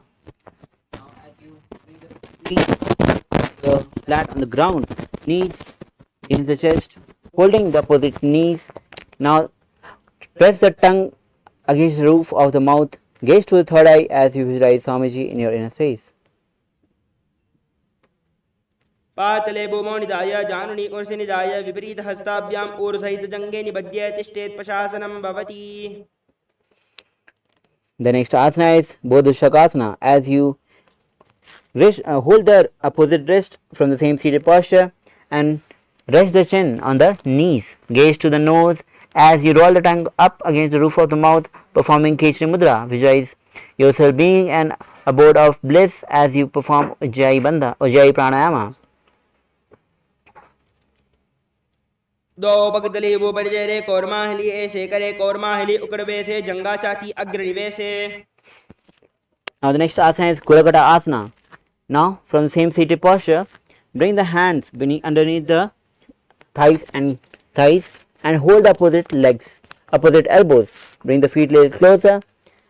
As you gaze to the nose, roll the tongue up on the roof of the mouth. Gaze Vijay Swamiji in your inner space and you perform Ujjayi Bandha, making the sound like an ocean. कुरकटासन दो हाथ पग बाहर लियावे गोड़ा नीचे ले तवरावे आमहा सामहा ऐसे करे आपस में कोह निपकरे. The next asana is Sumati Asana. Now bring the right foot on top of the left, toes facing up as you gaze to the nose and visualize great sage Sumati in your inner space. मूल द्वार धरती परिडाने दावा पग बरदच मनाए दाई बाकती कोले हावे हाथ एक Amtar ठहरावे. Now the next asana is Dandasana. Put the left forward and raise the head, elbows straight. Gauge Mahamudra Bandha. Vijay Swamiji in space as you roll the tongue up in Kechari Mudra.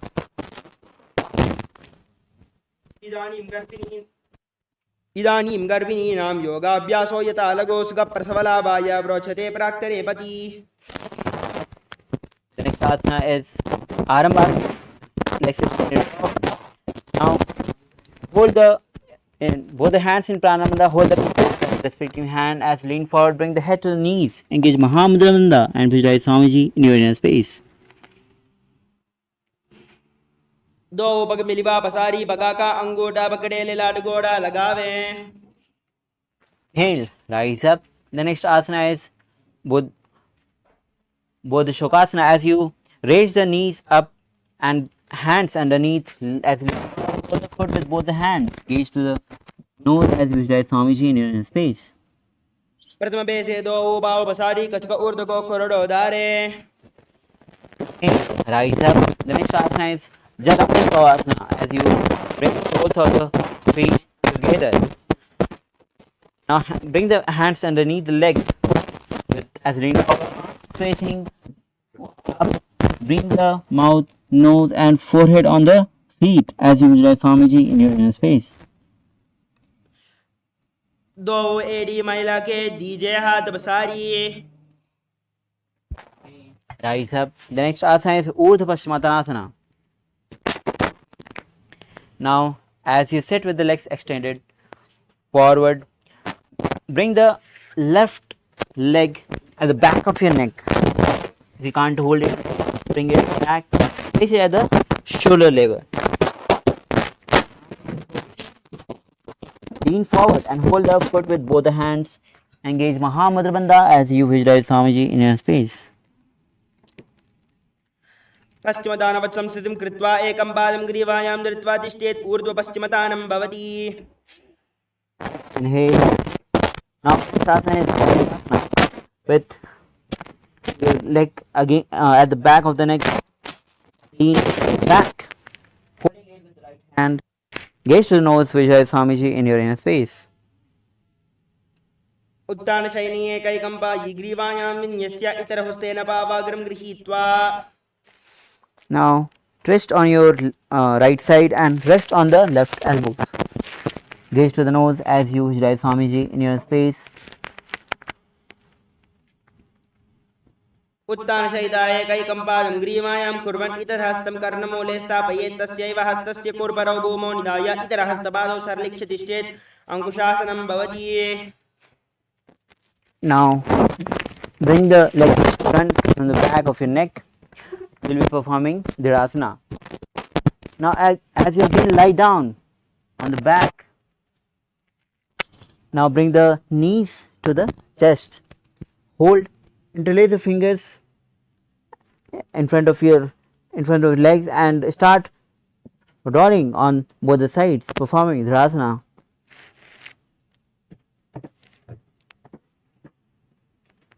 उत्तान शयिनी जानुनी हृदयवस्तंभ जंगसस्तौरुणी करद्वये बद्ध्वा सव्यापसव्यं लोडये. दुशासनं भवति. Now again rise up, be performing Urdhva Paschimottanasana on the other side. As you sit with the legs extended forward, bring the right leg back of the neck. Again, if you can't take it at the back of the neck, hold it at the shoulder level. Now as you lean forward, hold the feet with both the hands. Help the knees to guide Swamiji here in your space. पश्चिमदानवत् संस्थितिं कृत्वा एकं पादं ग्रीवायां धृत्वा तिष्ठेत्. ऊर्ध्व पश्चिमतानं भवति. Inhale, rise up. Leg back of the neck. Lean backward. Now hold the right foot with the left hand as you gaze to the nose and visualize Swamiji in your inner space. उत्तान शयिनी एकैकम्पा ग्रीवायां विन्यस्य इतरहस्तेन पावाग्रं गृहीत्वा. Now as you rotate on your left side, resting on the left elbows, gaze to the nose as you visualize Swamiji in your space and perform Sajkumka Pranayama. उत्तान शयिताय एकैकं पादं ग्रीवायां कुर्वन् इतरहस्तं कर्णमूले स्थापयेत्. तस्यैव हस्तस्य कुर्परौ भूमौ निधाय इतरहस्तपादौ सरलिक्ष्य तिष्ठेत्. अंकुशासनं भवति.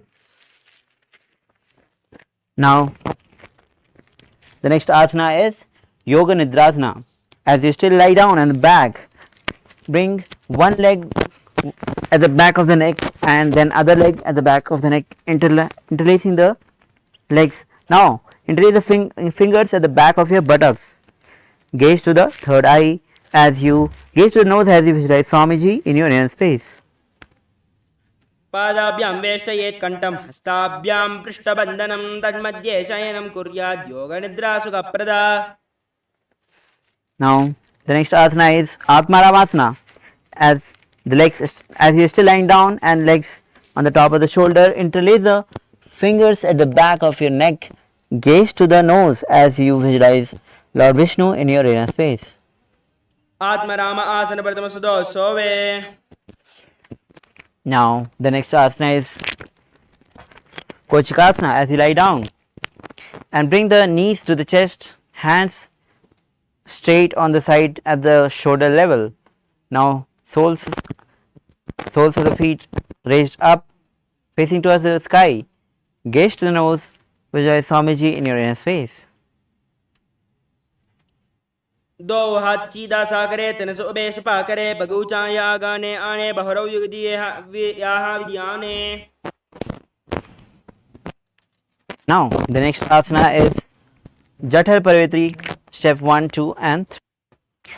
Now as you lie down on the back, bring the knees to the chest and hands straight on the sides at the shoulder level. This is the neutral position. We will be coming back after performing the 3 steps.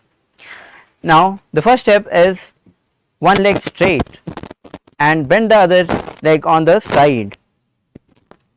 Step 2, bring the straight leg and bend it on the top of the bent leg. Step 3, straighten both the legs, hold it with the hand and twist on the opposite side, gazing to the opposite side. Now come back to the neutral position. We'll be repeating step 1, 2 and 3 on the other side. As you extend the right leg straight and place the left leg bent on the side. Step 2, bring the right leg bent on the top of the left leg. 3, straighten both the legs and hold one leg one.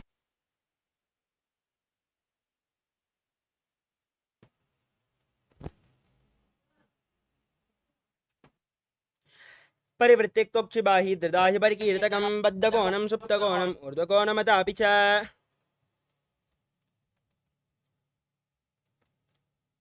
The next asana is Dviparapitam. As you lay on your back, place your feet flat on the ground and raise your knees. Hold on to your ankles with your hands and then push your hips up.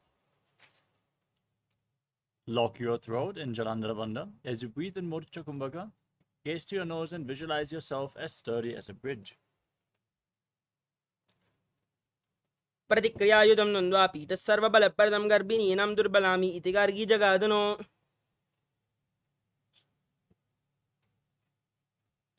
The next asana is Paryankasanam. Laying on your back with your feet flat, bring your hands over top of the respective shoulders. Place your hands on the ground with the fingers pointing towards your feet. Then lift your entire body off the mat. Walk your hands closer towards your feet as you visualize yourself as sturdy as stone furniture and breathe calmly through your nose in Sahadra Kumbhaka.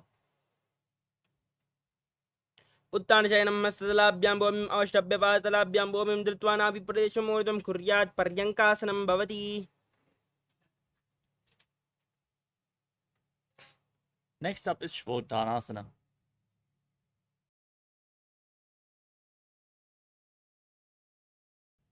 As you lay on your back, lift your knees towards your chest and place your hands on the respective shoulders.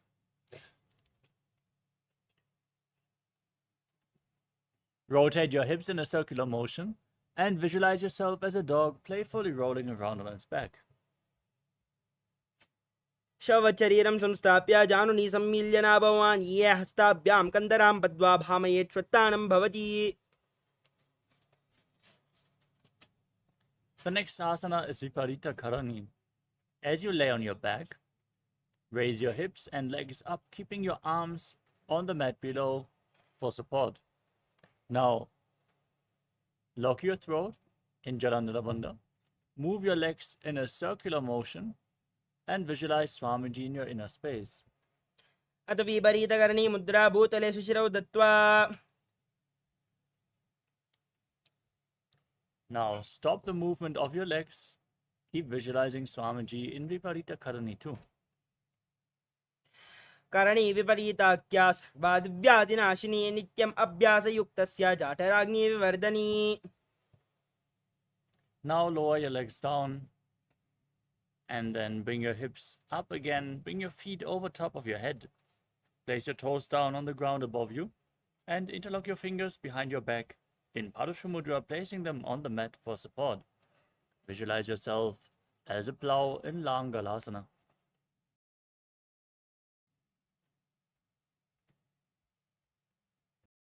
ग्रीवाकण्डेन भूमिं विस्तम्भ पादाग्रद्वयम् ऊर्ध्वम् उन्नयेत् नरकासनं भवति. The next asana is Shaita Paschimottanasana. From the same position, now hold on to your feet above your head. Keep your arms and legs straight. Breathe in Mocha Kumbhaka with Jalandhara Bandha and Mula Bandha engaged. This is one of the 84 asanas revealed directly by Lord Paramashiva himself. Visualize Paramashiva in your inner space. Chant the Mahavakya Om Nithyananda Paramashivoham. तानं शयित्वात् कुर्वीत शयितपश्चिमदानकम्. The next asana is Supta Konasana.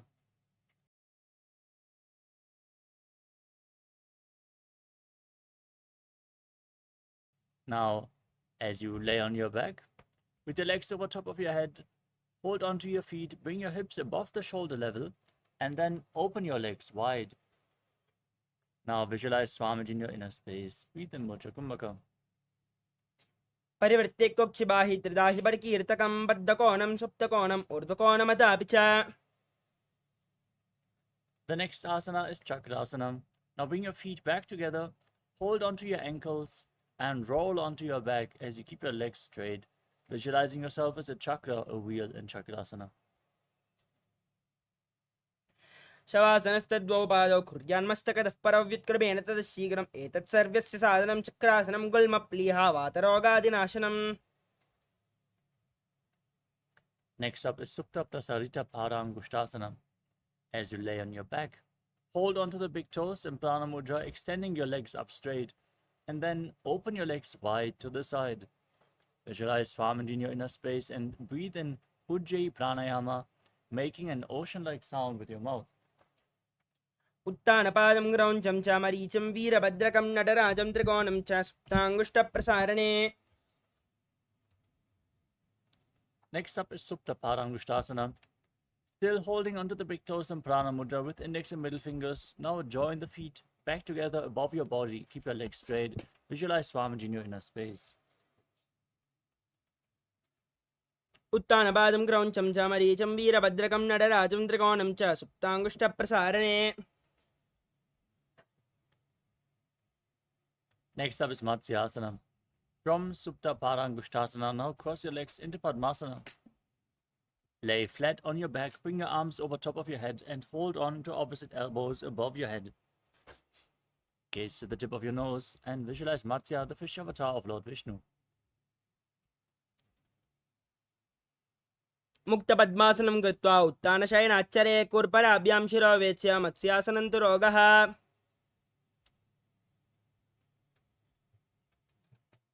From Matsyasana, now place the backside of the right hand on top of the left palm above your head. Maintain Padmasana and gaze to your nose as you visualize Lord Rama in your inner space in Parasharamasana. प्रथमकरे पद्मासन आचे सोदोसो वेबु परिपाचे गोड़ा अर्जुंगाए दो वुबुसो लगिता राशे सोई. Next up is Sarvangasana. As you lay on your back with the legs in Padmasana, now raise your legs and hips up. Bring your hands to the lower back for support with your elbows on the ground. Gaze to the tip of your nose and visualize Swamiji in your inner space. अथवा क्षेत्र संक्षेपात् सर्वांगासनमुत्तमं यत्कृत्वा योगनिबनो विद्याभिः पण्डितो यदा अधो निधाय शीर्षा च ऊर्ध्वपादद्वयं चरेत्. Next up is Vrishchikasana. As you lay on your back, place one foot onto the opposite thigh and pull the opposite knee towards your chest. Extend your arms up above your head and hook your fingers forward as you gaze to your third eye and visualize yourself as a scorpion. Now place the other foot on the opposite thigh. Repeat Vrishchikasana on the other side. प्रथमशयन सूदो शीशकेशकी संधि सुदाके.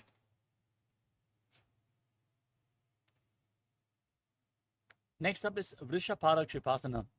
Now interlock your fingers behind your head and lay flat on your back as you lift both the legs up off the ground and alternate pulling them in towards your chest, back and forth, without placing the feet back down on the ground.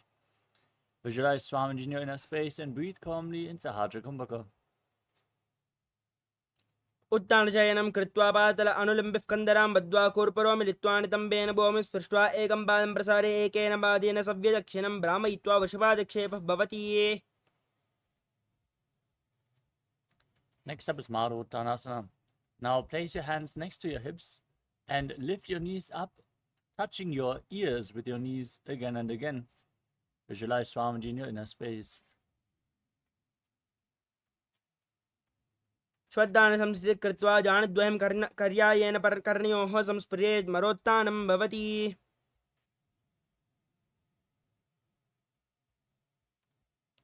The next asana is Vrikasana. As you lay on your back, place your feet flat and stand up and lay back down again and again, visualizing yourself as a wolf. अथ उत्तानशयनं पातलाभ्यां भूमिं दत्त्वा उत्तिष्ठेत् वृकासनं भवति. Next up is Lutasana. As you lay on your back, kick your legs up and roll over completely, again and again. Visualize Swamiji in your inner space and finally finish in a prone position. उत्तानशयनं पादौ शिरौ लङ्गौ भूमौ स्थापयित्वा निब्जं भूयाति निब्जं शयनं वृष्टिं भूमौ निधाय पुनः पुनः पर्ययेन कर्तव्यं लुतासनं भवति.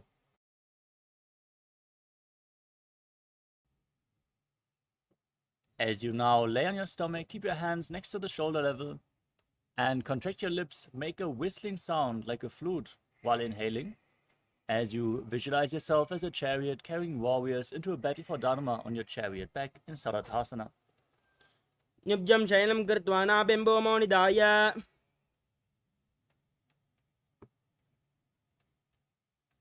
From Sarathasana, now push your hands into the ground, lift your body up into a plank position, and jump your hands in between the feet, your feet in between the hands back and forth, as you visualize yourself transcend body and mind in Deha Ulanganasana.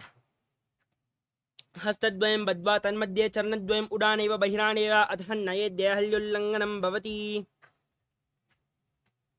Now stand tall and bend forward as you place your hands on the mat in front of the feet. Walk back and forth on hands and feet as you visualize yourself as a wise 60-year-old elephant. अथ जाट्यासनं वक्ष्ये येन जातिस्मरो भवेत् हस्तान्द्रिभूमौ च गमनम् आगमनं ततः.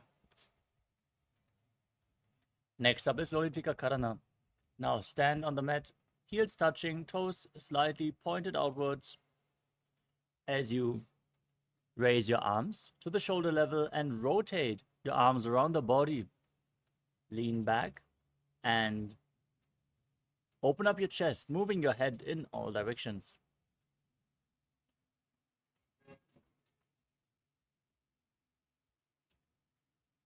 The next asana is Sarapasana.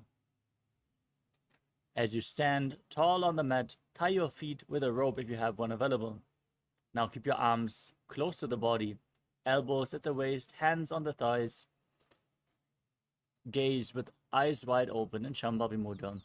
And visualize your Kundalini Devi is raising, curling upwards around your body in Sarapasana. अथ सर्पासनं वक्षे वायुपानाय केवलं शरीरं दण्डवत्तिष्ठेत् रज्जुबद्धस्तु पादयो या वै कूडली देवी कूडलाकारमङ्गुले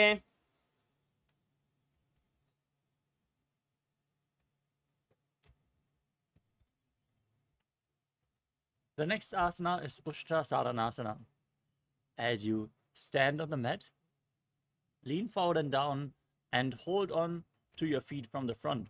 Step your toes onto your fingers and close your hands in a fist as you walk around on the mat, visualizing yourself as a camel.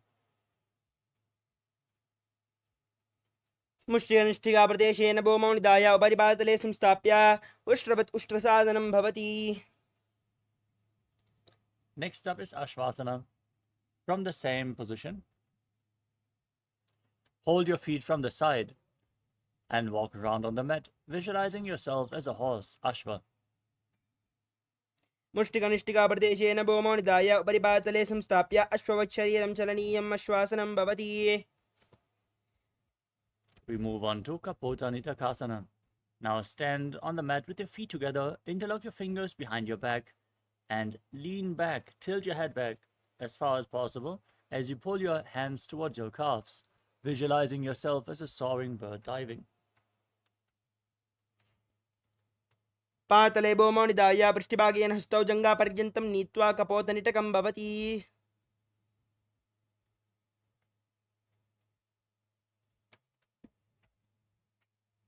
Next up is Tala Pushpa Putam Karana.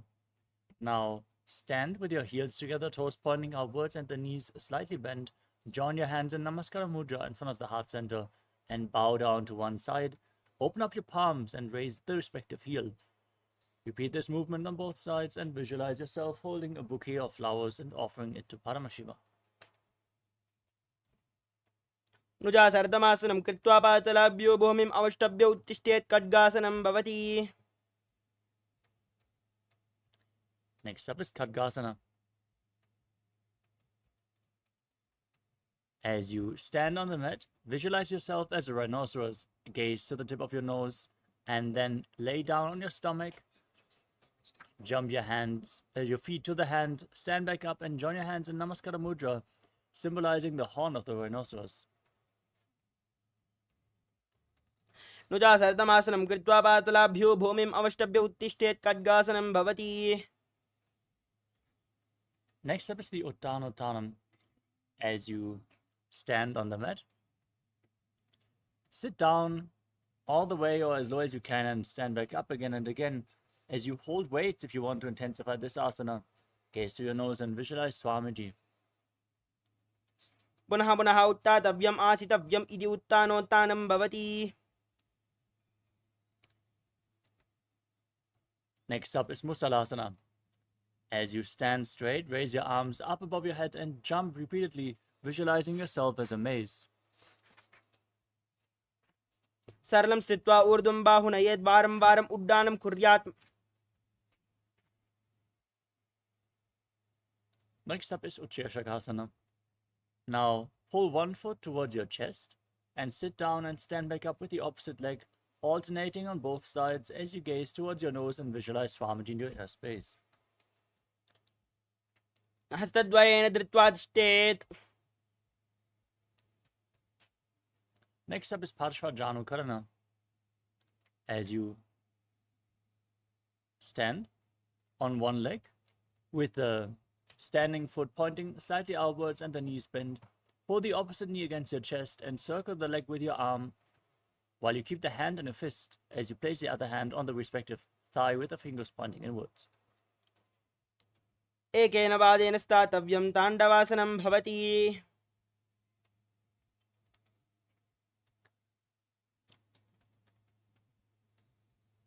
The next asana is Tandavasana. Now visualize yourself fiercely dancing as Lord Shiva. As you extend both your arms and one leg forward, sit down and stand back up. एकेन पादेन स्थातव्यं ताण्डवासनं भवति.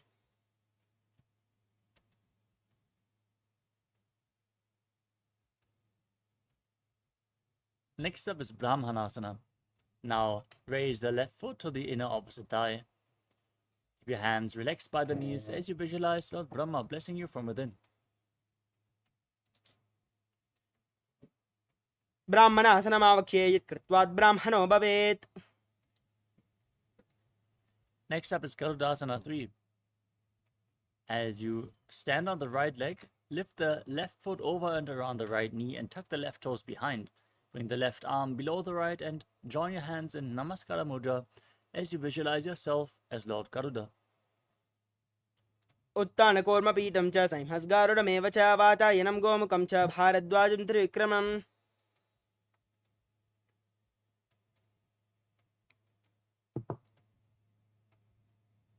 Next up is Ekapadasana. Now place the left foot on the right thigh, stand erect, one-legged. As you visualize Swamiji in your inner space and breathe calmly in Sahadra Kumbhaka. दक्षाग्रं वामपादस्य जङ्घोपरिनिधाय च. Next up is Dhiruvasana, the pole star posture. Now hold on to the left big toe. As you stand erect on the right leg, rotate quickly as you visualize yourself as the North Pole Star. एकेन हस्तेन दण्डरूपस्य एकस्य पादस्याग्रं धृत्वा. Next up is Trivikramasana, the 3 steps of Lord Vishnu. Now lift the left leg behind your neck, if you can. Otherwise, you can pull the leg against your chest or cross it over your opposite leg. Then stand erect, sit down, and stand back up as you visualize Lord Vishnu blessing you from within. ग्रीवायां पादं संस्थाप्य स्थातव्यम् उत्थातव्यं त्रिविक्रमासनं भवति. Now repeat Parshvajanukarana on the other side.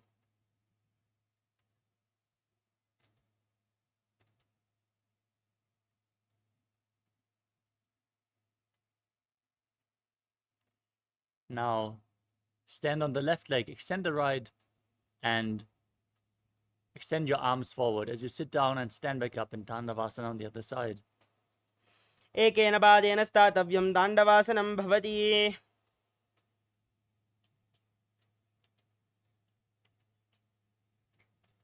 Now place the right foot at the inner opposite thigh in Brahmanasana on the other side. ब्राह्मणासनमावक्ष्ये यत् कृत्वात् ब्राह्मणो भवेत्. Now intertwine your arms and legs. Bring the right leg over the left knee and cross your arms as well as you visualize yourself as Lord Garuda in Garudasana 3 on the other side.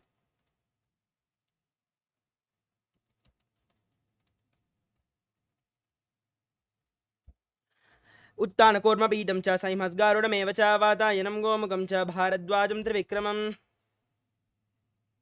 Now place the right foot on the left thigh. Keep your hands relaxed by the side as you visualize Swamiji in Ekapadasana.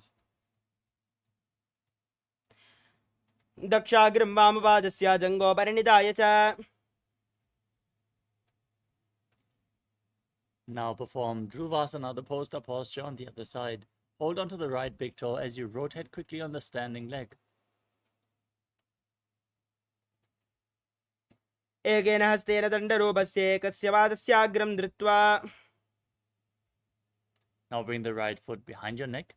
Sit down and stand back up in Trivikramasana as you visualize Lord Vishnu blessing you from within. एकेन हस्तेन दण्डरूपस्य एकस्य पादस्याग्रं धृत्वा. Next up is Samanakakarana. Now stand erect on the mat like a rod.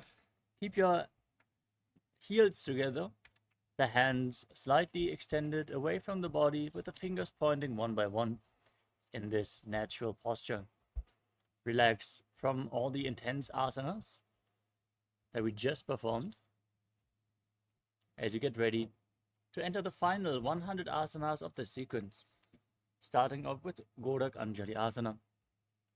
Now squat down and bring your hands between the thighs and calves as you interlock the fingers in Parusha Mudra.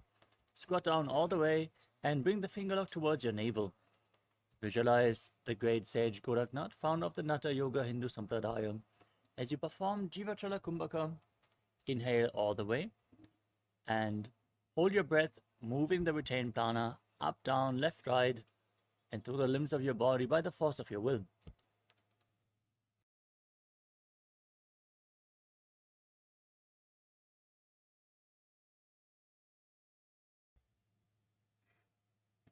प्रथम हि बौहोय बाहुरीनी च उपनिहोवे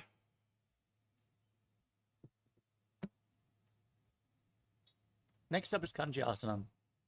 Now, interlock your fingers behind your buttocks as you squat down all the way. Visualize Swamiji in your inner space and perform the Mudra Bandha.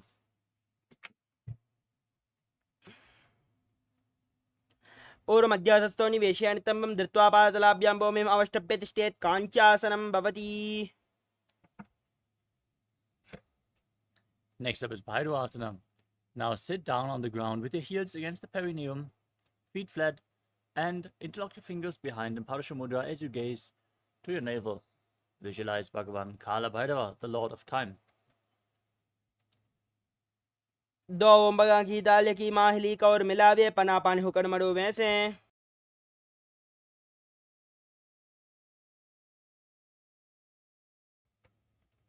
The next asana is Varahasana.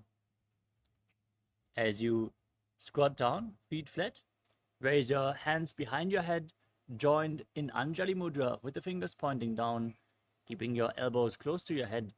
As you gaze to the tip of the nose, visualize yourself as Varaha, the boar avatar of Lord Vishnu. पगतली की माहली का और मिलावे पना पानी होकर बैसे. Next up is Prapitasana. Now hold on to the big toes in Prana Mudra as you raise your hips to the same level as your knees. Keep your arms straight and visualize Swamiji in your inner space. अदुत्तान आसनानि पार्श्वद्वये सम्मिल्य स्थित्वानि तम्बं जानप्रदेश आनीये तिष्ठेत् प्रपयासनं भवति. Next up is Bakasana. Now place your hands flat on the ground and place your knees onto your arms towards your armpits.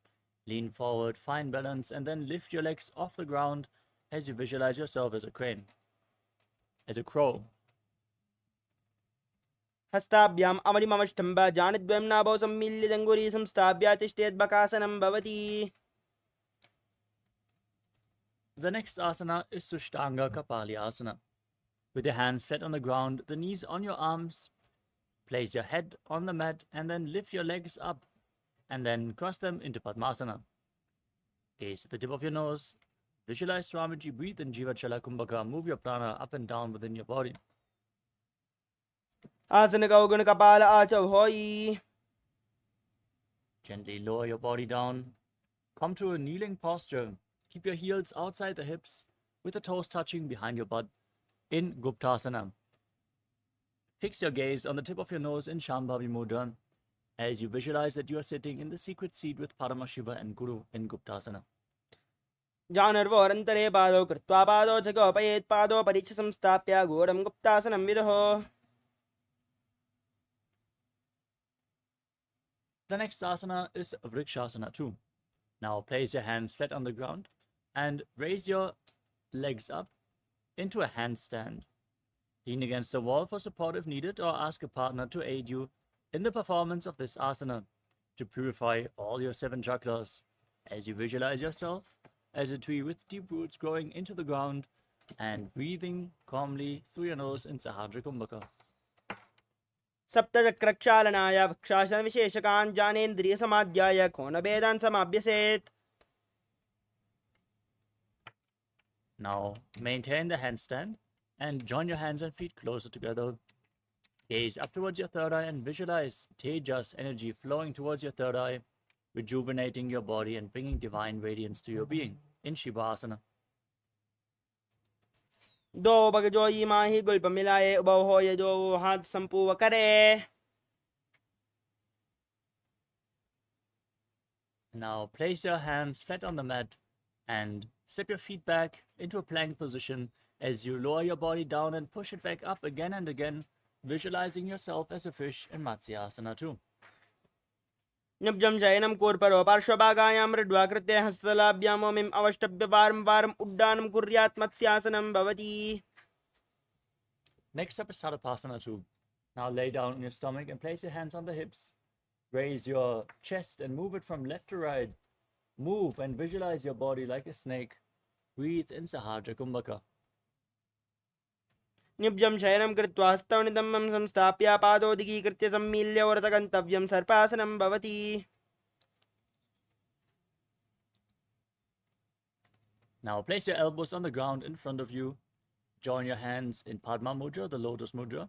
As you join your thumbs and little fingers, then rest your chin on your hands. Point your toes backwards. Keep the feet flat as you feel self-supported and completely independent in Niralambanasana. कराभ्यां पङ्कजं कृत्वा तिष्ठेत्कूर्परया सुधीमुखमुन्नमनुच्चायि निरालम्बनमासनम्. Next up is Chaturasana. Now place your hands flat on the ground and bend your knees to raise your feet up. Then straighten your arms, push your upper back towards your feet as you tilt your head back and visualize yourself as an umbrella protecting your guru from the sun rays. अर्ध्यासनवस्थित्वा हस्तदलाभ्यां भूमिम् अवष्टभ्यमुन्नया चत्रासनं भवति. Next up is Vajrasana. Now sit on your heels with the feet flat in a kneeling posture. As you extend your arms forward, place your palms and your forehead on the ground. Gaze towards the tip of your nose and visualize yourself as Vajra, the weapon of Indra, symbolizing your indestructibility. इदानीं गर्भिणीनां योगाभ्यासो यथा लगो सुखप्रसवलाभाय प्रोच्यते प्राक्तने पति. Next up is Meshasana. With your hands flat on the ground, raise your hips up and alternate striking the ground with your hands as you visualize yourself as powerful as a ram. गजासनसंस्थौ एकैकं पादं पुरोमार्गेण भ्रामयित्वा कर्तव्यम्. Next up is Ajasana. From Gajasana, with your hands on the ground and your hips raised, raise your legs up and slowly lower your forehead down towards the ground as you visualize yourself as unborn, existing for all eternity. गजासनसंस्थौ पादद्वयं ममतराले कृत्य मस्तकेन भूमिं स्पृष्ट्वा अजासनं भवति. Now sit in a kneeling posture. On your heels, hold onto the big toes and pull them against your perineum. Then place your hands on the knees. Gaze to your nose in Shambhavi Mudra. Visualize Swamiji and breathe in Ujjayi Pranayama. Make an ocean-like sound with your mouth in Dhanantarasana. पौरभविधिपरिहाता की काकसी से उपनाशरा मोड़ी पगा की अंगुली अग्रिमेरु लगावे. Next up is the Angamottanam. In this position, interlock your fingers in front of your body and move them left, right, up, down in all directions, giving massage to various different joints and muscles of your body. Then interlock the fingers behind and repeat the movement behind you as well, as you visualize Swamiji in your inner space. हस्ते और अंगुलिर्बद्ध्वा हस्ते और मध्यात् सर्वम् अमङ्गं निक्षित्य तिष्ठेत् अंगमोत्तनम्. The next asana is Garudasana form. As you sit in Vajrasana, with your perineum on top of your heels, keep the feet pointing outward, toes pointing to the side, as you visualize yourself as Lord Garuda flying Lord Vishnu and Lakshmi on his back. जङ्गोरभ्यां दरां पीड्यस्तिर्कयोद्जानुनो जानुपरिक्करद्वन्द्वा गरुडासनमुच्यते. The next asana is Ananda Mandirasana. As you sit with your feet pointing backwards, the knees opened wide on top of your ankles, hold onto your ankles with your hands and place the front of your buttocks on the ground. Gaze up towards your third eye, visualize yourself residing in the blissful space of a temple and breathe in Ujjayi Pranayama. अथ वक्षे वीरनाथ आनन्दमन्दिरासनं यत्कृत्वा अमरो धीरो भवत्येवेह साधकः. Next up is Mandukasana too. As you keep your knees open wide, the feet overlapping behind, sit on your ankles and place your hands underneath the knees. Then press your tongue up against the roof of your mouth in Manduki Mudra. Visualize yourself as a frog and engage Uddiyana Bandha and Mula Bandha. पृष्ठं सम्पीड्य गुल्पाभ्यां जान्वङ्गे सफले आकृतिः हस्तौ पातले क्षिप्तौ मण्डुकं पादोषहृते.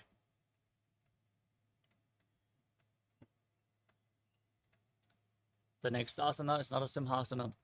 Now tuck your toes sit on the raised heels and place your hands flat on the ground with the thumbs touching. Now, stick your tongue out, gaze at the tip of your nose, and exhale forcefully again and again as you visualize Narasimha, the lion man avatar of Lord Vishnu. दो बना पानी होय वैसे AD Mailer गुड़ानी वैसे सुम शरीर नीका ठहरावे नाजा अग्र दृष्टि कोल्याबे. Next up is Vishlakasana. From the same posture, now cover your mouth with your hands. Bring your thumbs underneath the teeth and close your mouth as you inhale through the right nostril and exhale through your mouth in Vishlaka Pranayama. Gaze at the tip of your nose and visualize yourself as Devi, victorious over all your fears. दो बगा की AD जोई गाड़ा फनम वामन पुनि होई. Next up is Makadasana. Now sit with the top of the feet flat on the mat, on your heels, knees open wide. Raise your elbows and bring your hands towards your armpits as you imitate yourself as a monkey scratching itself. Now visualize yourself as a playful monkey as you gaze to your third eye. दो बगदले संबुड आने तिनके पिष्टि भूमि परिटाने मूल द्वार एडियां वरल्यावे मूड़ा हाथ ऊंचा ठहरावे.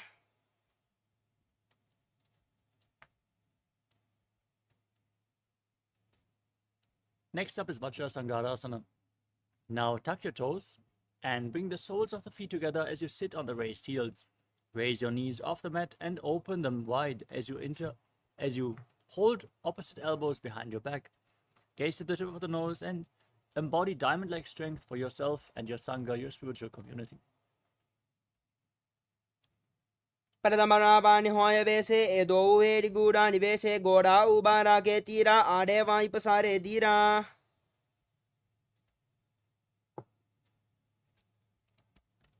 Next up is Kanjanasana. As you cross the feet, sit on top of your heels and keep the knees on the ground as you place your hands on the mat to the side of you.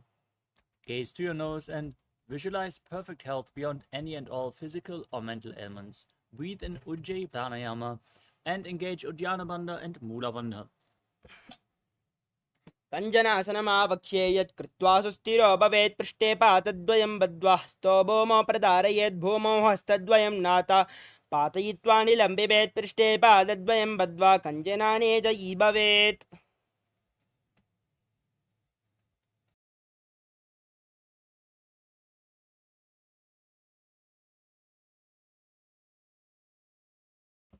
The next asana is Kurmasana.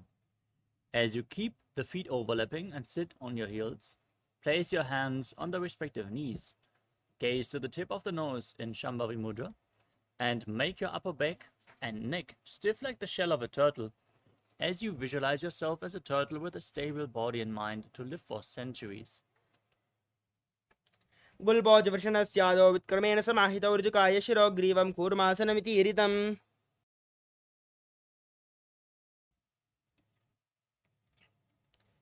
Now maintain your hands on the knees, relax your upper back and neck. Gaze through your nose and visualize Swamiji in Yogasana.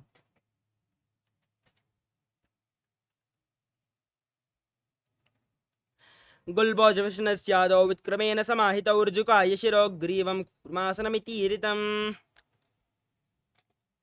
Next up is Vijogasana. Now stand on your knees and cross your feet behind, placing your feet close to the opposite knees with your toes tucked. Then hold onto your calves with the fingers inside and the thumbs outside. Gaze up towards your third eye, visualize Swamiji and visualize a space of eternal oneness, Advaita, with your Guru. गोड़ा मामनो above होई गोड़ा आधारा के दोई दचपाद की पानी रहावे पनोवाम गोड़ा दिगिल्यावे.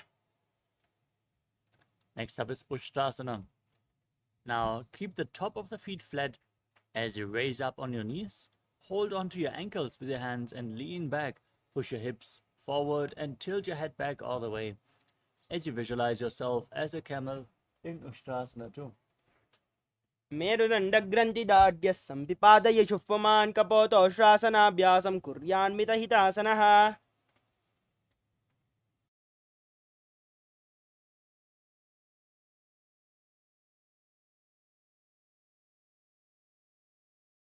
Next up is Jatyasana 2.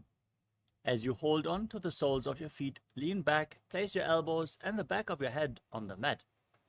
Gaze at the tip of your nose and visualize yourself as a lotus blooming.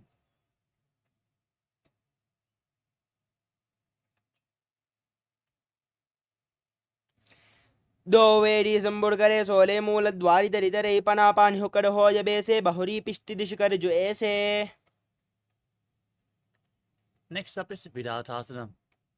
From the same position, place the back of your place your back on the ground and raise up again and again. You can use the support of your hands if needed, as you gaze to your nose and visualize the healing and liberation of all causal subtle forms of your body. जंगाप्ति भूमौ निधाय जंगोदरयोः ऊरुनि संस्थाप्य पृष्ठिवं संवारं वारं स्पृशेत् विराटासनं भवति. The next asana is Kapotasana. In this kneeling posture, now bring your hands behind, hold on to your heels and place your forearms on the ground as you bring your head in between the feet. Visualize yourself as a beautiful dove. Breathe in Ujjayi Pranayama. मेरुदण्डग्रन्थिदाढ्य संपिपादयि शुष्पमान् कपोतोष्ट्रासनाभ्यासं कुर्यान्मितहितासनः. The next asana is Varasana. Now stand on your knees with the toes tucked. Hold on to opposite elbows in front as you gaze to your nose and internally chant the Mahavakya, Om Nithyananda Paramashivoham, as this is the boon fulfilling posture. Receive your boon from Paramashiva. जानुने भूमौ संस्थाप्य हस्ताभ्यां बाहु परस्परं धृत्वा सरलं तिष्ठेद्वरासनं भवति. The next asana is Varahasana 2. As you sit with your perineum on raised heels with the toes tucked, place your forearms on the ground in front of you and rest your head on your hands. Now visualize yourself as Varaha, the boar avatar of Lord Vishnu, and breathe in Ujjayi Pranayama. Make an ocean-like sound with your mouth. सूर्यं चन्द्रं वेदनानि कथयन्ते कूर्परो भूमौ स्थापयित्वा. The next asana is Mundasana. From a kneeling position, place your forearms on the ground, shoulder width apart. Interlock your fingers, place your head on the mat, hold it with your hands, and walk your feet forward, raise your hips, raise the legs up into a headstand posture. Gaze towards the tip of your nose, breathe in Sahaja Kumbhaka as you visualize yourself as a lopped tree. अधो मुण्डासनं वक्षे सर्वेषां प्राणिनां सुखम् ऊर्ध्वमार्गे पदे दत्त्वा धारयन्मारुतं सिद्धिः सर्वासनं श्रेष्ठं हि ऊर्ध्वपादौ यदाचरेत् तदैव महजं सिद्धिं तदाति वायवी कला. Gently lower your legs down. Come to a kneeling position. Keep your feet flat and lean forward and down. Bring your head in between the knees. Hold on to your head with both hands, elbows outside the knees. Inhale through your nose in Sahaja Kumbhaka and exhale through your mouth in this asana. As you gaze to your nose and visualize Swamiji in your inner space in Andhasana. प्रथम भगतली समडहरावे कोरमाहिली उभय मिलावे पनापानि हुक्कड़ करबे से दो वेड़ गूढ़ानि वैसे. Next up is Viparita Shalabhasana. Now lay down on your stomach and bring your hands above your head. Hold on to weights if you want to intensify this asana. As you raise your legs, arms and chest off the mat and hold, visualizing yourself as a locust. शलभासन भेदाश्च नतबेरुण्ड नामके गन्धबेरुण्ड शयिते शीर्षदण्डासनं तथा. Next up is Kapalasana, the skull posture. Now bring your hands next to the hips with the palms facing down. Place your forehead on the mat and raise your legs up as you visualize a skull representing the mind with purified thoughts and the strong will to attain enlightenment. कपालं भूमौ निधाय ऊर्ध्वं बाहुदौ नयेत् कपालासनं भवति. Next up is Akasha Kapotasana. As you keep your hands next to the hips, raise your hips and legs up. Bring your feet in front of your head as you try to touch the ground with the toes as you visualize yourself as a free and open dove.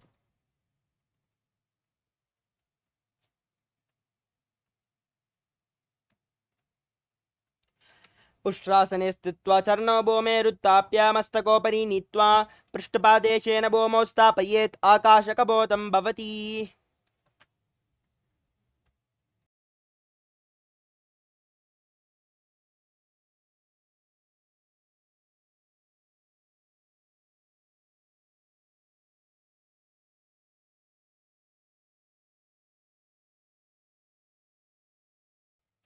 The next asana is Chatakasana. As you sit in a kneeling posture, place your forearms on the ground, bring your navel towards your knees, and be sturdy as you visualize yourself as a sparrow.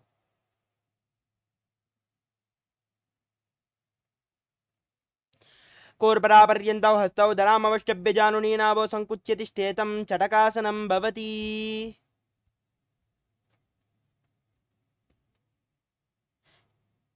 Next up is Vrishikasana 2. Now, maintain your forearms on the ground and raise your hips and legs up over top of your body. Try to touch the back of your head with your feet as you visualize yourself as a scorpion. व्यश्चैव पुच्छः प्रतिमाङ्घ्रिपार्ष्णे धृत्वा सुशीर्षे चुबुकं विदार्यकौ यत्रेति सन्तिष्ठति साधकस्त्वं विशावहं वृश्चिकसंज्ञमासनम्. Next up is Vrishasana, the bull posture. Now, sit in a kneeling posture and place your perineum onto the right heel as you bring the left foot outside the hip with the toes pointing to the side. Gaze outwards in Vaishnavi Mudra without focusing on any of the external objects. Place your hands in front of the knees, visualize yourself as a bull, and inhale forcefully through your nose. Hold your breath for a short while, and then again slowly exhale through your nose in Antarangaka Kumbhaka. याम्यगुल्पे पादमूले वामभागे पदेतरं विपरीतं स्पृशेत् भूमिं वृषासनमिदं भवेत्. Next up is Ulasana. As you maintain your hands on the ground in front of you, lift your entire body off the mat. Cross the toes of the left foot over top of the right. As you balance on your arms, visualize Swamiji in your inner space. लोलासनं सदा कुर्यात् वायुलोलापघातनात् स्थिरवायुप्रसेदेन स्थिरचेत्सा भवेद्रुतम्. Now place your perineum onto the left heel. Keep the right foot outside the hip. In Vrishasana on the other side as you visualize yourself as a bull. याम्यगुल्पे पादमूले वामभागे पदेतरं विपरीतं स्पृशेत् भूमिं वृषासनमिदं भवेत्.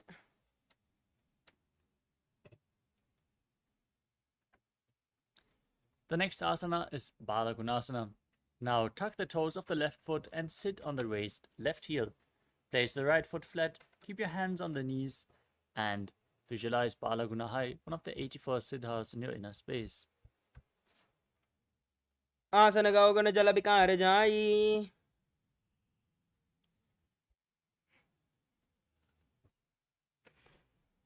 We move on to Grahasana.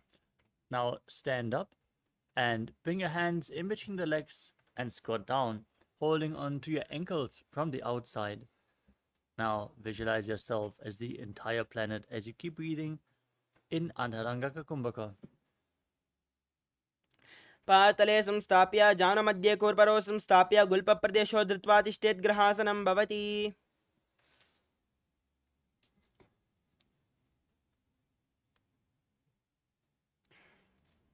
Now tuck the right toes and sit on the raised right heel as you repeat Balagunasana on the other side.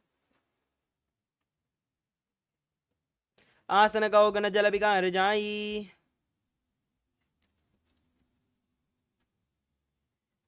The next asana is Utkatasana. Now, tuck the toes of both feet and sit on the raised heels as you raise your knees off the ground and place your hands on top of the knees. Hold onto weights If you want to intensify this asana, gaze outwards without focusing on any external objects. Visualize Swamiji in your inner space. Perform the Mula Bandha. Yujasvijosti yata urdajanu yatrasane. Next up is Vajrasangarasana 2. As you sit on raised heels, bring the soles of the feet together. Keep the knees lifted off the ground, spread wide apart as you hold on to opposite elbows behind your back. Visualize Swamiji in your inner space as you do so. Pradamapanapani hoya jese do eri goda nivese goda ubara ke diya ade vai pasade dira.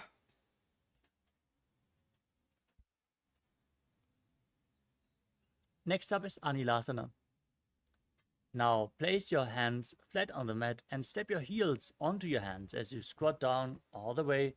Keep your arms straight and gaze to the tip of your nose in Shambhavi Mudra as you visualize yourself as being able to live off of air alone. Do hat boom baritane kahuni jadina bilag ane.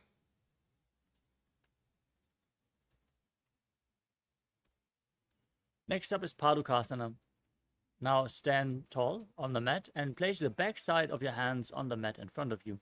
Step your feet onto your hands and wrap your hands around the feet like a shoe. As you walk around on the mat, visualize yourself wearing Padukas, performing a Padayatra all throughout India in Padukasana.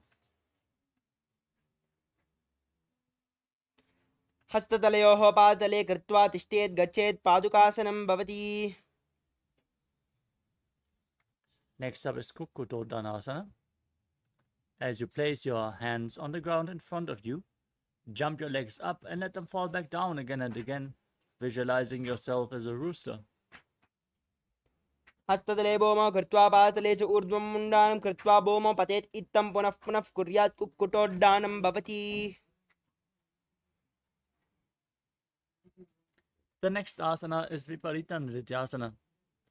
Now keep your hands flat on the ground and jump your legs up into a handstand as you dance around on two hands and feel yourself become free of all inhibitions. Hastatalabyam bomim avashtabya urdvam padagre kurvan hastatalabyam nartanam kartavyam viparita nrityam bhavati. Next up is Kunjarasana. As you keep your heels separated, place one palm onto the mat and hold your head with the other hand. Keep your arms straight, visualize Swamiji in your inner space and breathe calmly through your nose in Sahadra Kumbhaka. Adavakshe mahadeva kunjarasanam uttamam kare naikena padabhyam bhumotishtet shrah karaha. Now place the other hand on the mat. Repeat Kunjarasana on the other side.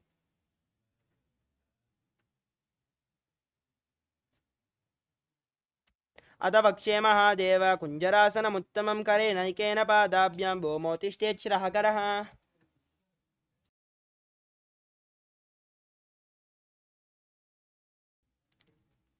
Next up is Kadambasana. As you squat down all the way, hold on to your ankles, and then raise your feet off the mat and visualize yourself as a Kadamba tree, a pious tree that promotes a long life. Parshnibhyam bomim avashtabya hastadvayena gulpau dhritva tishtet kadamba bhavati.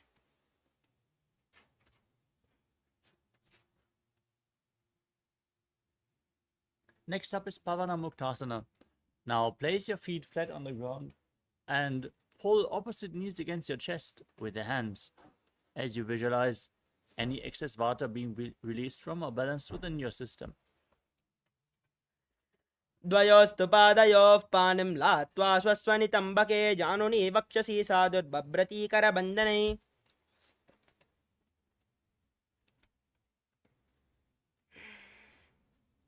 The next asana is Chakorasana. Now bring the left leg behind your neck and keep the other leg extended forward. Place your hands on the ground beside you and then lift your entire body off the mat as you gaze up towards your third eye and visualize yourself as a powerful source of energy. द्वयोस्तु पादयोः पानं लात्वा स्वस्वनितम्बके. Now keep the right leg extended. Hold on to the respective big toes with your hands in prana mudra. And pull the left leg against your ear as you visualize yourself as a bow. Breathe calmly into Sahadra Kumbhaka in Dhanurasana too. पादाङ्गुष्ठौ पाणिभ्यां गृहीत्वा शरणावधि धनुराकर्षकाकृष्टं धनुरासनमीरितम्. Next up is Ashtavakrasana. Now bring the left leg over top of the left shoulder and hook the right foot over top of the left. Now extend the legs out to the side, lean forward, find balance, lift your entire body off the mat and balance on your arms as you visualize yourself as a flying crane. वासिष्ठमदकौण्डिन्यं मूर्धकुक्कुटमेव च अष्टावक्रमतोत्थानं मयूरं सेतुबन्धनम्. Next up is Pranasana. Now place the right foot on the left thigh and keep the left foot flat as you keep the left knee raised. Bring your left shoulder underneath the raised knee and push the right knee to the mat. Fix your gaze on the third eye in Shambhavi Mudra as you visualize you are immortal and able to live off of air alone.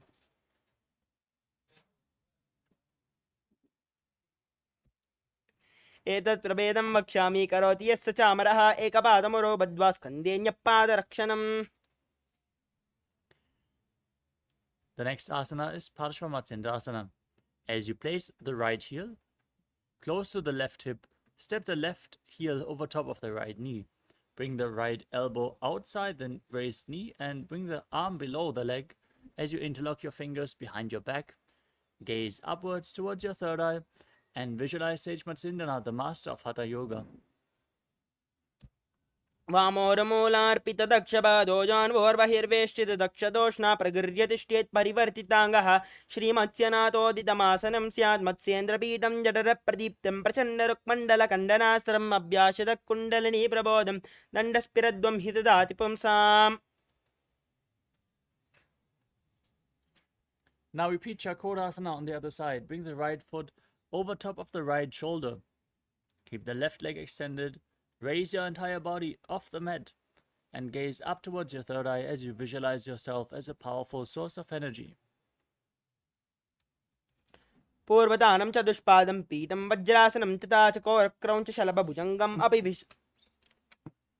वृश्चिकम्. Now keep the left leg extended. Hold on to the respective big toes in Prana Mudra. As you pull the right foot towards your ear, visualize yourself as a bow.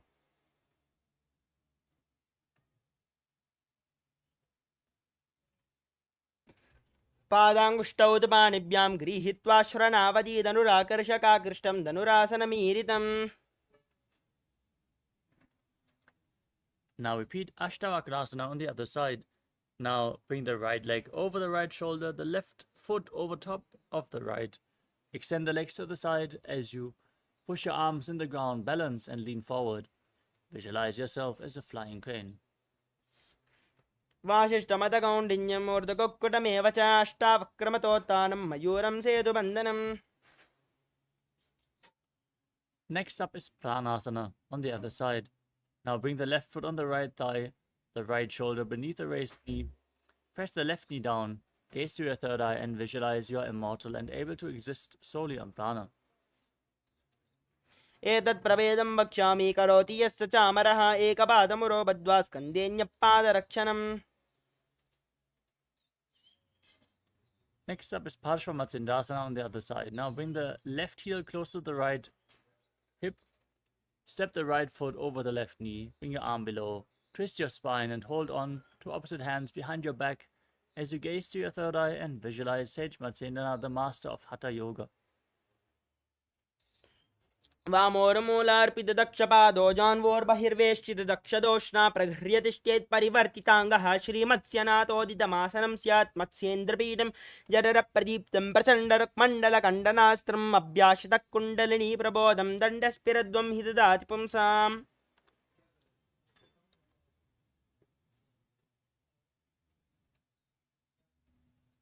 The next asana is Ardha Paschimottanasana. Now, press the left heel against the perineum and keep the right leg extended forward. Lean forward and down. Hold on to the front foot with both hands as in Paschimottanasana. Bring your head to the knee and visualize Swamiji in your inner space as you gaze outwards in Vaishnavi Mudra without focusing on any external objects, while moving your retained prana freely through your system by the force of your will in Jiva Chala Kumbhaka.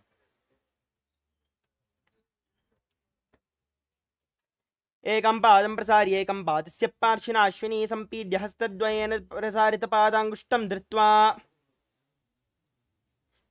Next up is Kranchasana. Now bring the left foot outside of the hip. Bring the top of the left foot on the mat as you hold onto the right and extend it up in front of your face, keeping the knees straight. Now visualize yourself as a crane in Kranchasana. वाशिष्ठमतकौण्डिन्यं मूर्धकोक्कडमेव च अष्टावक्रमतोत्थानं मयूरं सेतुबन्धनम्. Now press your perineum with the other heel. Repeat Ardha Paschimottanasana on the other side as you lean forward and down. एकं पादं प्रसार्य एकं पादस्य पार्श्विना Ashwini. Now bring the right foot outside the hip. Keep the top of the right foot on the mat as you hold onto the left foot and extend it up in front of your face. Visualize yourself as a crane in Kranchasana.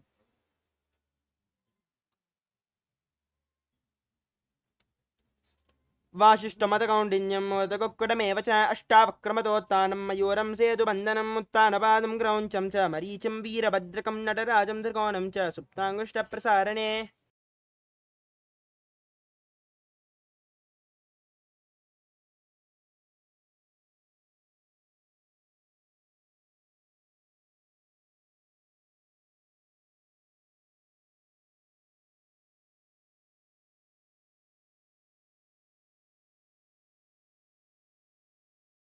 The next asana is Swastikasana.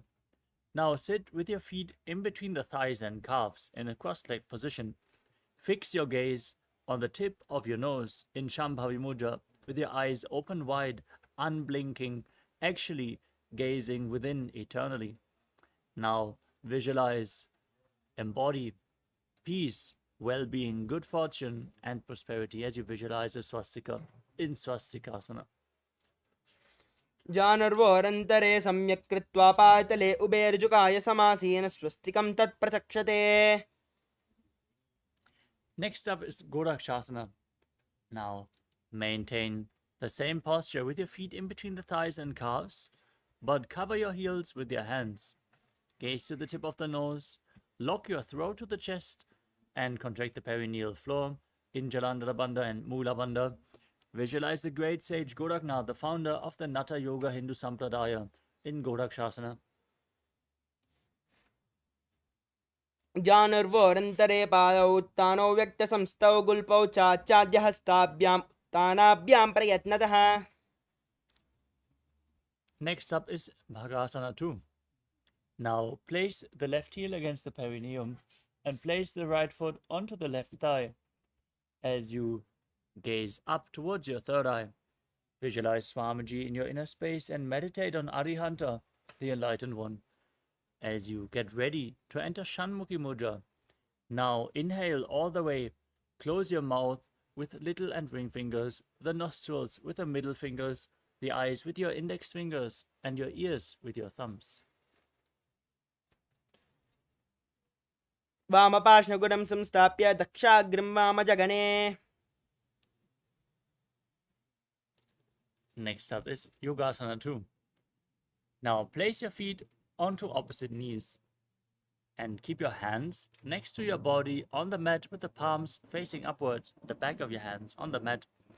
Gaze to the tip of your nose as you visualize Swamiji in your inner space and breathe in Kakachandra Kumbhaka. Roll up your tongue and stick it out without touching your teeth, and then inhale through the rolled up tongue and exhale through your nose as you perform the Mula Bandha in Yogasana 2. उत्थानौ चरणौ कृत्वा संस्थाप्योपरि जाननौ आसनोपरि संस्थाप्य चोत्थानं करयुग्मकम्. Next up is Urdhva Kukkutasana. Now rotate your hands at the side of your body. Place your palms on the mat. Keep your legs in Padmasana and lift your body up off the ground, balancing on your arms as you visualize yourself as a rooster. वासिष्ठमतकौण्डिन्यं मूर्धकोक्कुटमेव च अष्टावक्रमतोत्थानं मयूरं सेतुबन्धनम्. The next asana is Siddha Haratali Asana. Now bring your hands in between the legs. Place your palms on the ground without lifting your body up. Stay seated on the mat. Gaze to the tip of your nose. Visualize Swamiji in your inner space. And breathe in Kakachantra Kumbhaka. प्रथम पद्मासन को करे हस्त दो वो गोड़ासन दिदरे ube हथेली boob देरी राखे पोछा गोड़ासन दिमा हिदाके. The next asana is Hamsasana. As you push your hands into the ground and lift your entire body up in Padmasana. Fix your gaze on the nose and visualize yourself as an elegant swan. कुक्कुडासनस्थित्वा स्कन्दपर्यन्तम् ऊरुनि नीत्वा तिष्ठेत् हंसासनं भवति. Next up is Karmukasana. As you visualize yourself as Pinaka, Lord Shiva's bow, bring your hands in between the legs and push them behind your body. Lean forward and down, place your forehead on the ground, and interlock your fingers behind in Parusha Mudra. As you keep breathing in Kakachantra Kumbhaka and perform the Mula Bandha. प्रथम पद्मासन को करे गोड़ासन दिमा हिदरे. The next asana is Kurmasana too. As you sit in Padmasana, bring your hands in between the legs and bend your elbows to hold onto the respective shoulders with your hands. Now visualize yourself as a turtle having a stable body and mind to live for hundreds of years.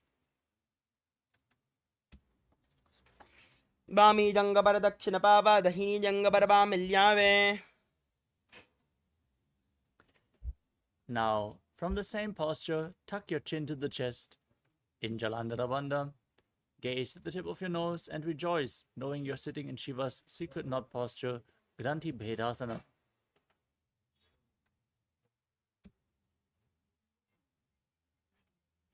अथ वक्षे नीलकण्ठ ग्रन्थिभेदासनं शुभं ज्ञात्वा रुद्रोपवेक्षिप्रं सूक्ष्मवायुनिषेवनात्. The next asana is Uttana Kurmasana. Maintain the same posture and roll onto your back. As you gaze to your nose, embody a turtle laying on its back. Keep breathing in Kakachantra Kumbhaka.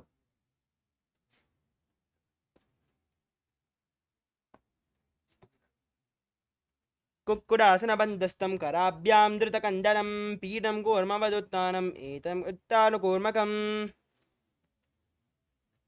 Now, kick your legs back up if you can. Sit up in Padmasana. As you keep your hands in between the legs, place one palm on the mat and hold its wrist with the other hand. Then lift your body up on one arm, keeping it straight as you visualize yourself as a rooster in Pangu Kukkutasana. कुक्कुडासनच्चित्वा एकेन हस्तेन अन्यस्यामनिबन्धं धृत्वा हस्ततलेन भूमिम् अवष्टभ्य तिष्ठेत् पङ्गकुक्कुटं भवति. Now place the other hand flat on the mat in between your legs. Hold its wrist, lift your body up as you repeat Pangu Kukkutasana on the other side.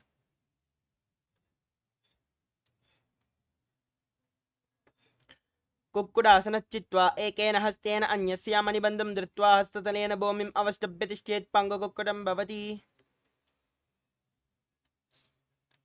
Next up is Gridrasana. Maintain Padmasana and place your elbows on your toes. Now interlock your fingers in Parusha Mudra and rest your chin on your hands, pressing your thumbs against your throat. As you visualize, you have gone beyond all greed and covetous. जानुर्वोरन्तरे पादौ उत्तानौ व्यक्तसंस्थौ गुल्पौ चाचाद्यहस्ताभ्याम् उत्तानाभ्यां प्रयत्नतः.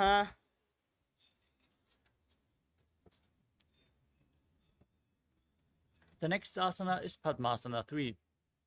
As you sit in Padmasana, Place the backside of one hand onto the other.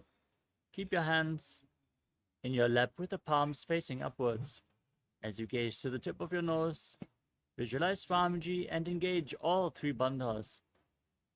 उत्तान उच्चारणौ विधाय विधिवत् शक्तिस्थितौ योगिरात्.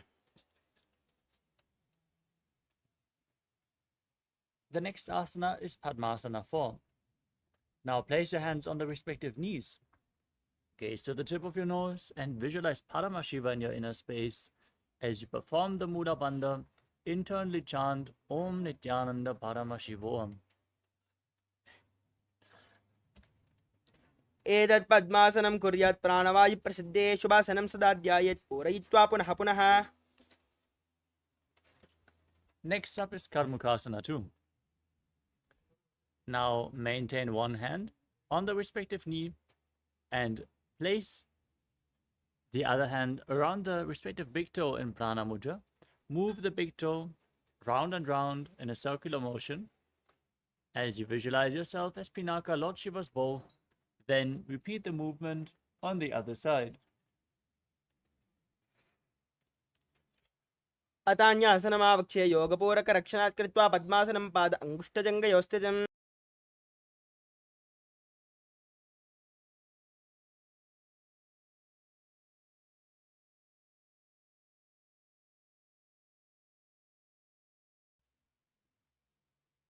Next up is Karmukasana 2. With your legs in Padmasana, cross your arms behind your back. Hold on to opposite big toes in Prana Mudra. As you gaze towards your nose, breathe in Kakachancha Kumbhaka. Engage all three bandhas and visualize yourself as Pinaka, Lord Shiva's bow. कर्मुकासनमाक्षित्य उदरे पूरयेत् सुखं तदा वायुर्वसो याति कालेन सूक्ष्मवायुना कृत्वा पद्मासनं मन्त्री वेष्टयित्वा प्रधारयेत्. Maintain the same posture. Raise your chest, gaze up towards your third eye, and visualize yourself as the action of Paramashiva's third eye, destroying anything you come across in Dridhasana.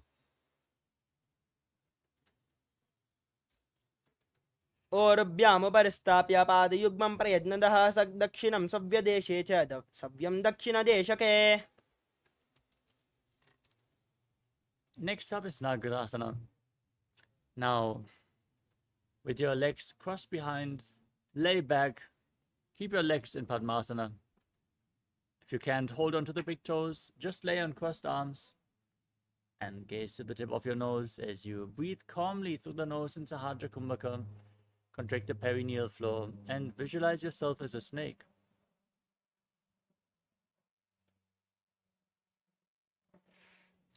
प्रथम पद्मासन कोटाने दो हाथ पाचाने आने पाद अंगूठा पकड़े आने सोवे कहुन्या कुल्या पानी. Now free your arms and legs. Pull your knees against your chest and circle your legs with your hands interlocked in Parashumudra. Squeeze your body into a ball as you bring your chin towards your knees. Breathe through your nose in Kandukasana. वेत्रासने स्थित्वा हस्तपादान् निष्कुष्य ऊर्ध्वं नयेत् पृष्ठवंशेन भूमिं पोतते कन्दुकासनं भवति. The next asana is Urdhva Pavanasana. As you lay on your back with your feet flat, interlock your fingers behind your head. Gaze towards your nose. Visualize Swamiji in your inner space.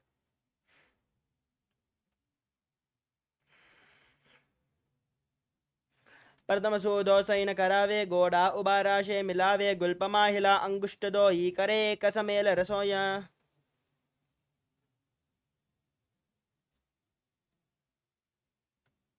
Now, as you lay on your back, with your feet flat, place upturned palms underneath your heels. Step your heels onto your palms as you push your hips up high. Visualize yourself as a powerful alpha ape and breathe in Mocha Kumbhaka with Jalandhara Bandha and Muda Bandha engaged in Marakata Pitasana. उत्तानशयनं पातले उत्तानहस्तयोः स्थापयेत् पृष्ठभागं मूत्रमय्येत् मर्कटपीठं भवति. Next up is Uttana Shikipita Kasana. As you lay on your back, raise your hips and bring your hands to the lower back. Your elbows should bear the weight of your body as you point the toes, extend your legs, and gaze to your nose, visualizing Swamiji in your inner space. जङ्गोरुबलहीनश्चेत् उत्तानश्किबीडकम् अप्रमत्तः प्रकुर्वीत भुक्तेः पराग्विजितेन्द्रियः. Next up is Narakasana. Now raise your legs up and place your arms on the mat for support as you visualize yourself blissfully traversing through Naraka Loka unscathed in Narakasana. ग्रीवाकण्ठेन भूमिं विस्तम्भ पादाग्रद्वयम् ऊर्ध्वमुत्तरयेत् नरकासनं भवति. Now bring your hands to the lower back, straighten your legs, and then slowly lower and anchor them, keeping your core engaged as you visualize yourself as a boat crossing the ocean of samsara in Tiryannaukasana. नौकावत् स्थित्वा ऊर्ध्वपादाग्रद्वयम् आम्नयेत् तिर्यन्नौकासनं भवति. Now bring your arms back to the mat. Keep your legs straight, sturdy like a flagpole, as you visualize yourself as the Kailasa flag, respected across all nations in Dvajasana. तिर्यन्नौकावत् ग्रीवापृष्ठकूर्परैः भूमिम् अवष्टभ्यमस्तकलाकेशेन पादाग्रद्वयम् ऊर्ध्वनयेद्वजासनं भवति. Now lower your entire body down to the mat. Keep your hands next to your hips, palms facing up in Mritasana. As you perform the Shakti Chalan Mudra once more, pulling the Kundalini Shakti up along your spine from the Muladhara to the Sahasrara Chakra. Now, unclutch from any external or internal movements. Be completely still as you visualize your body is dead and Swamiji, the Supreme Pontiff of Hinduism, is liberating you. Internally chant Om Nithyananda Paramashivoham. उत्तानं शववद्भूमौ शयनं तु शवासनं शवासनं श्रमहरं चित्तविश्रान्तिकारणम्.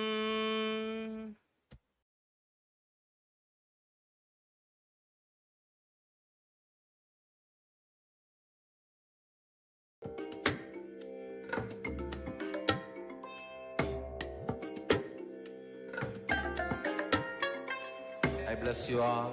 Let you all open all your three eyes and manifest the powers of Mahasudashiva. Om Nithyananda Paramashivoham.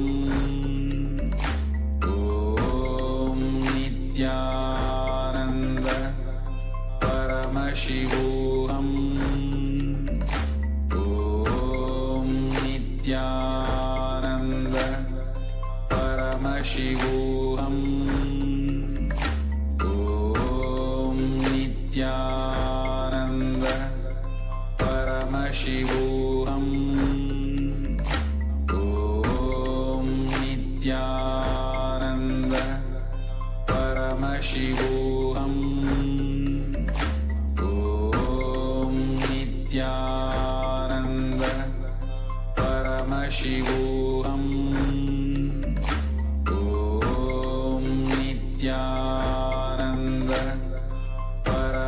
Paramashivoham.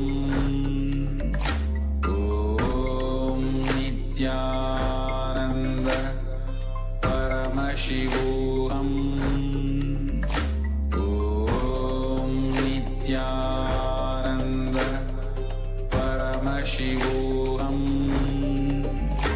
Om Nithyananda Paramashivoham. Om Nithyananda Paramashivoham.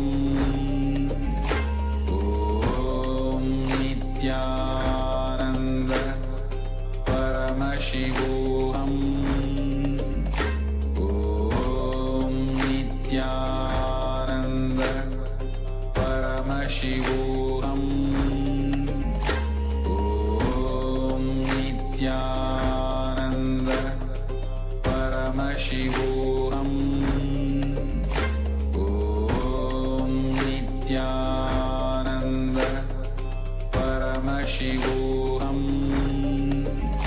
Om Nithyananda Paramashivoham. Om Nithyananda Paramashivoham. Om Nithyananda Paramashivoham. Om Nithyananda Paramashivoham. Om Nithyananda Paramashivoham.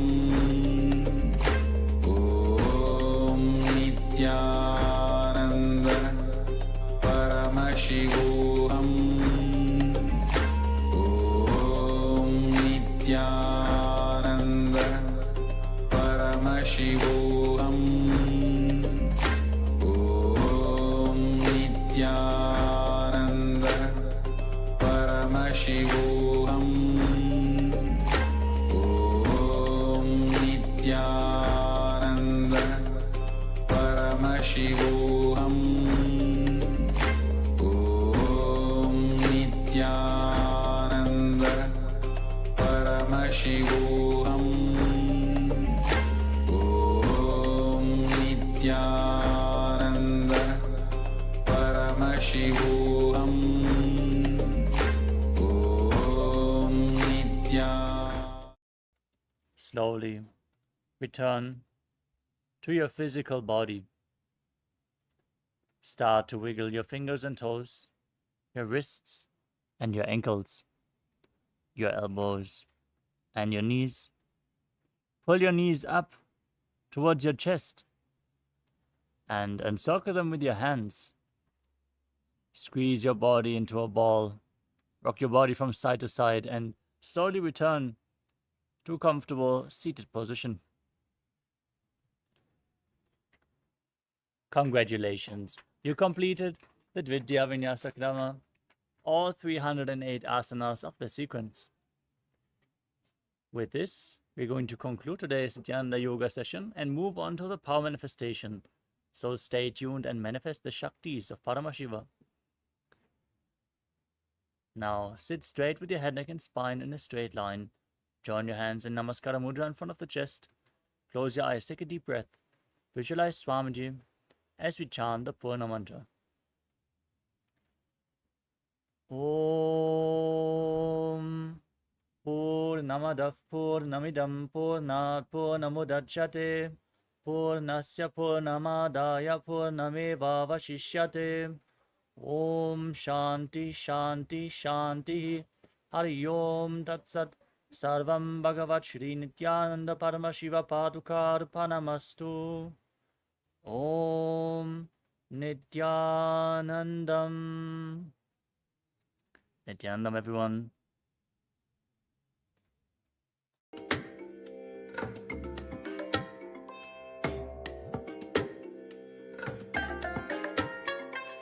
I bless you all.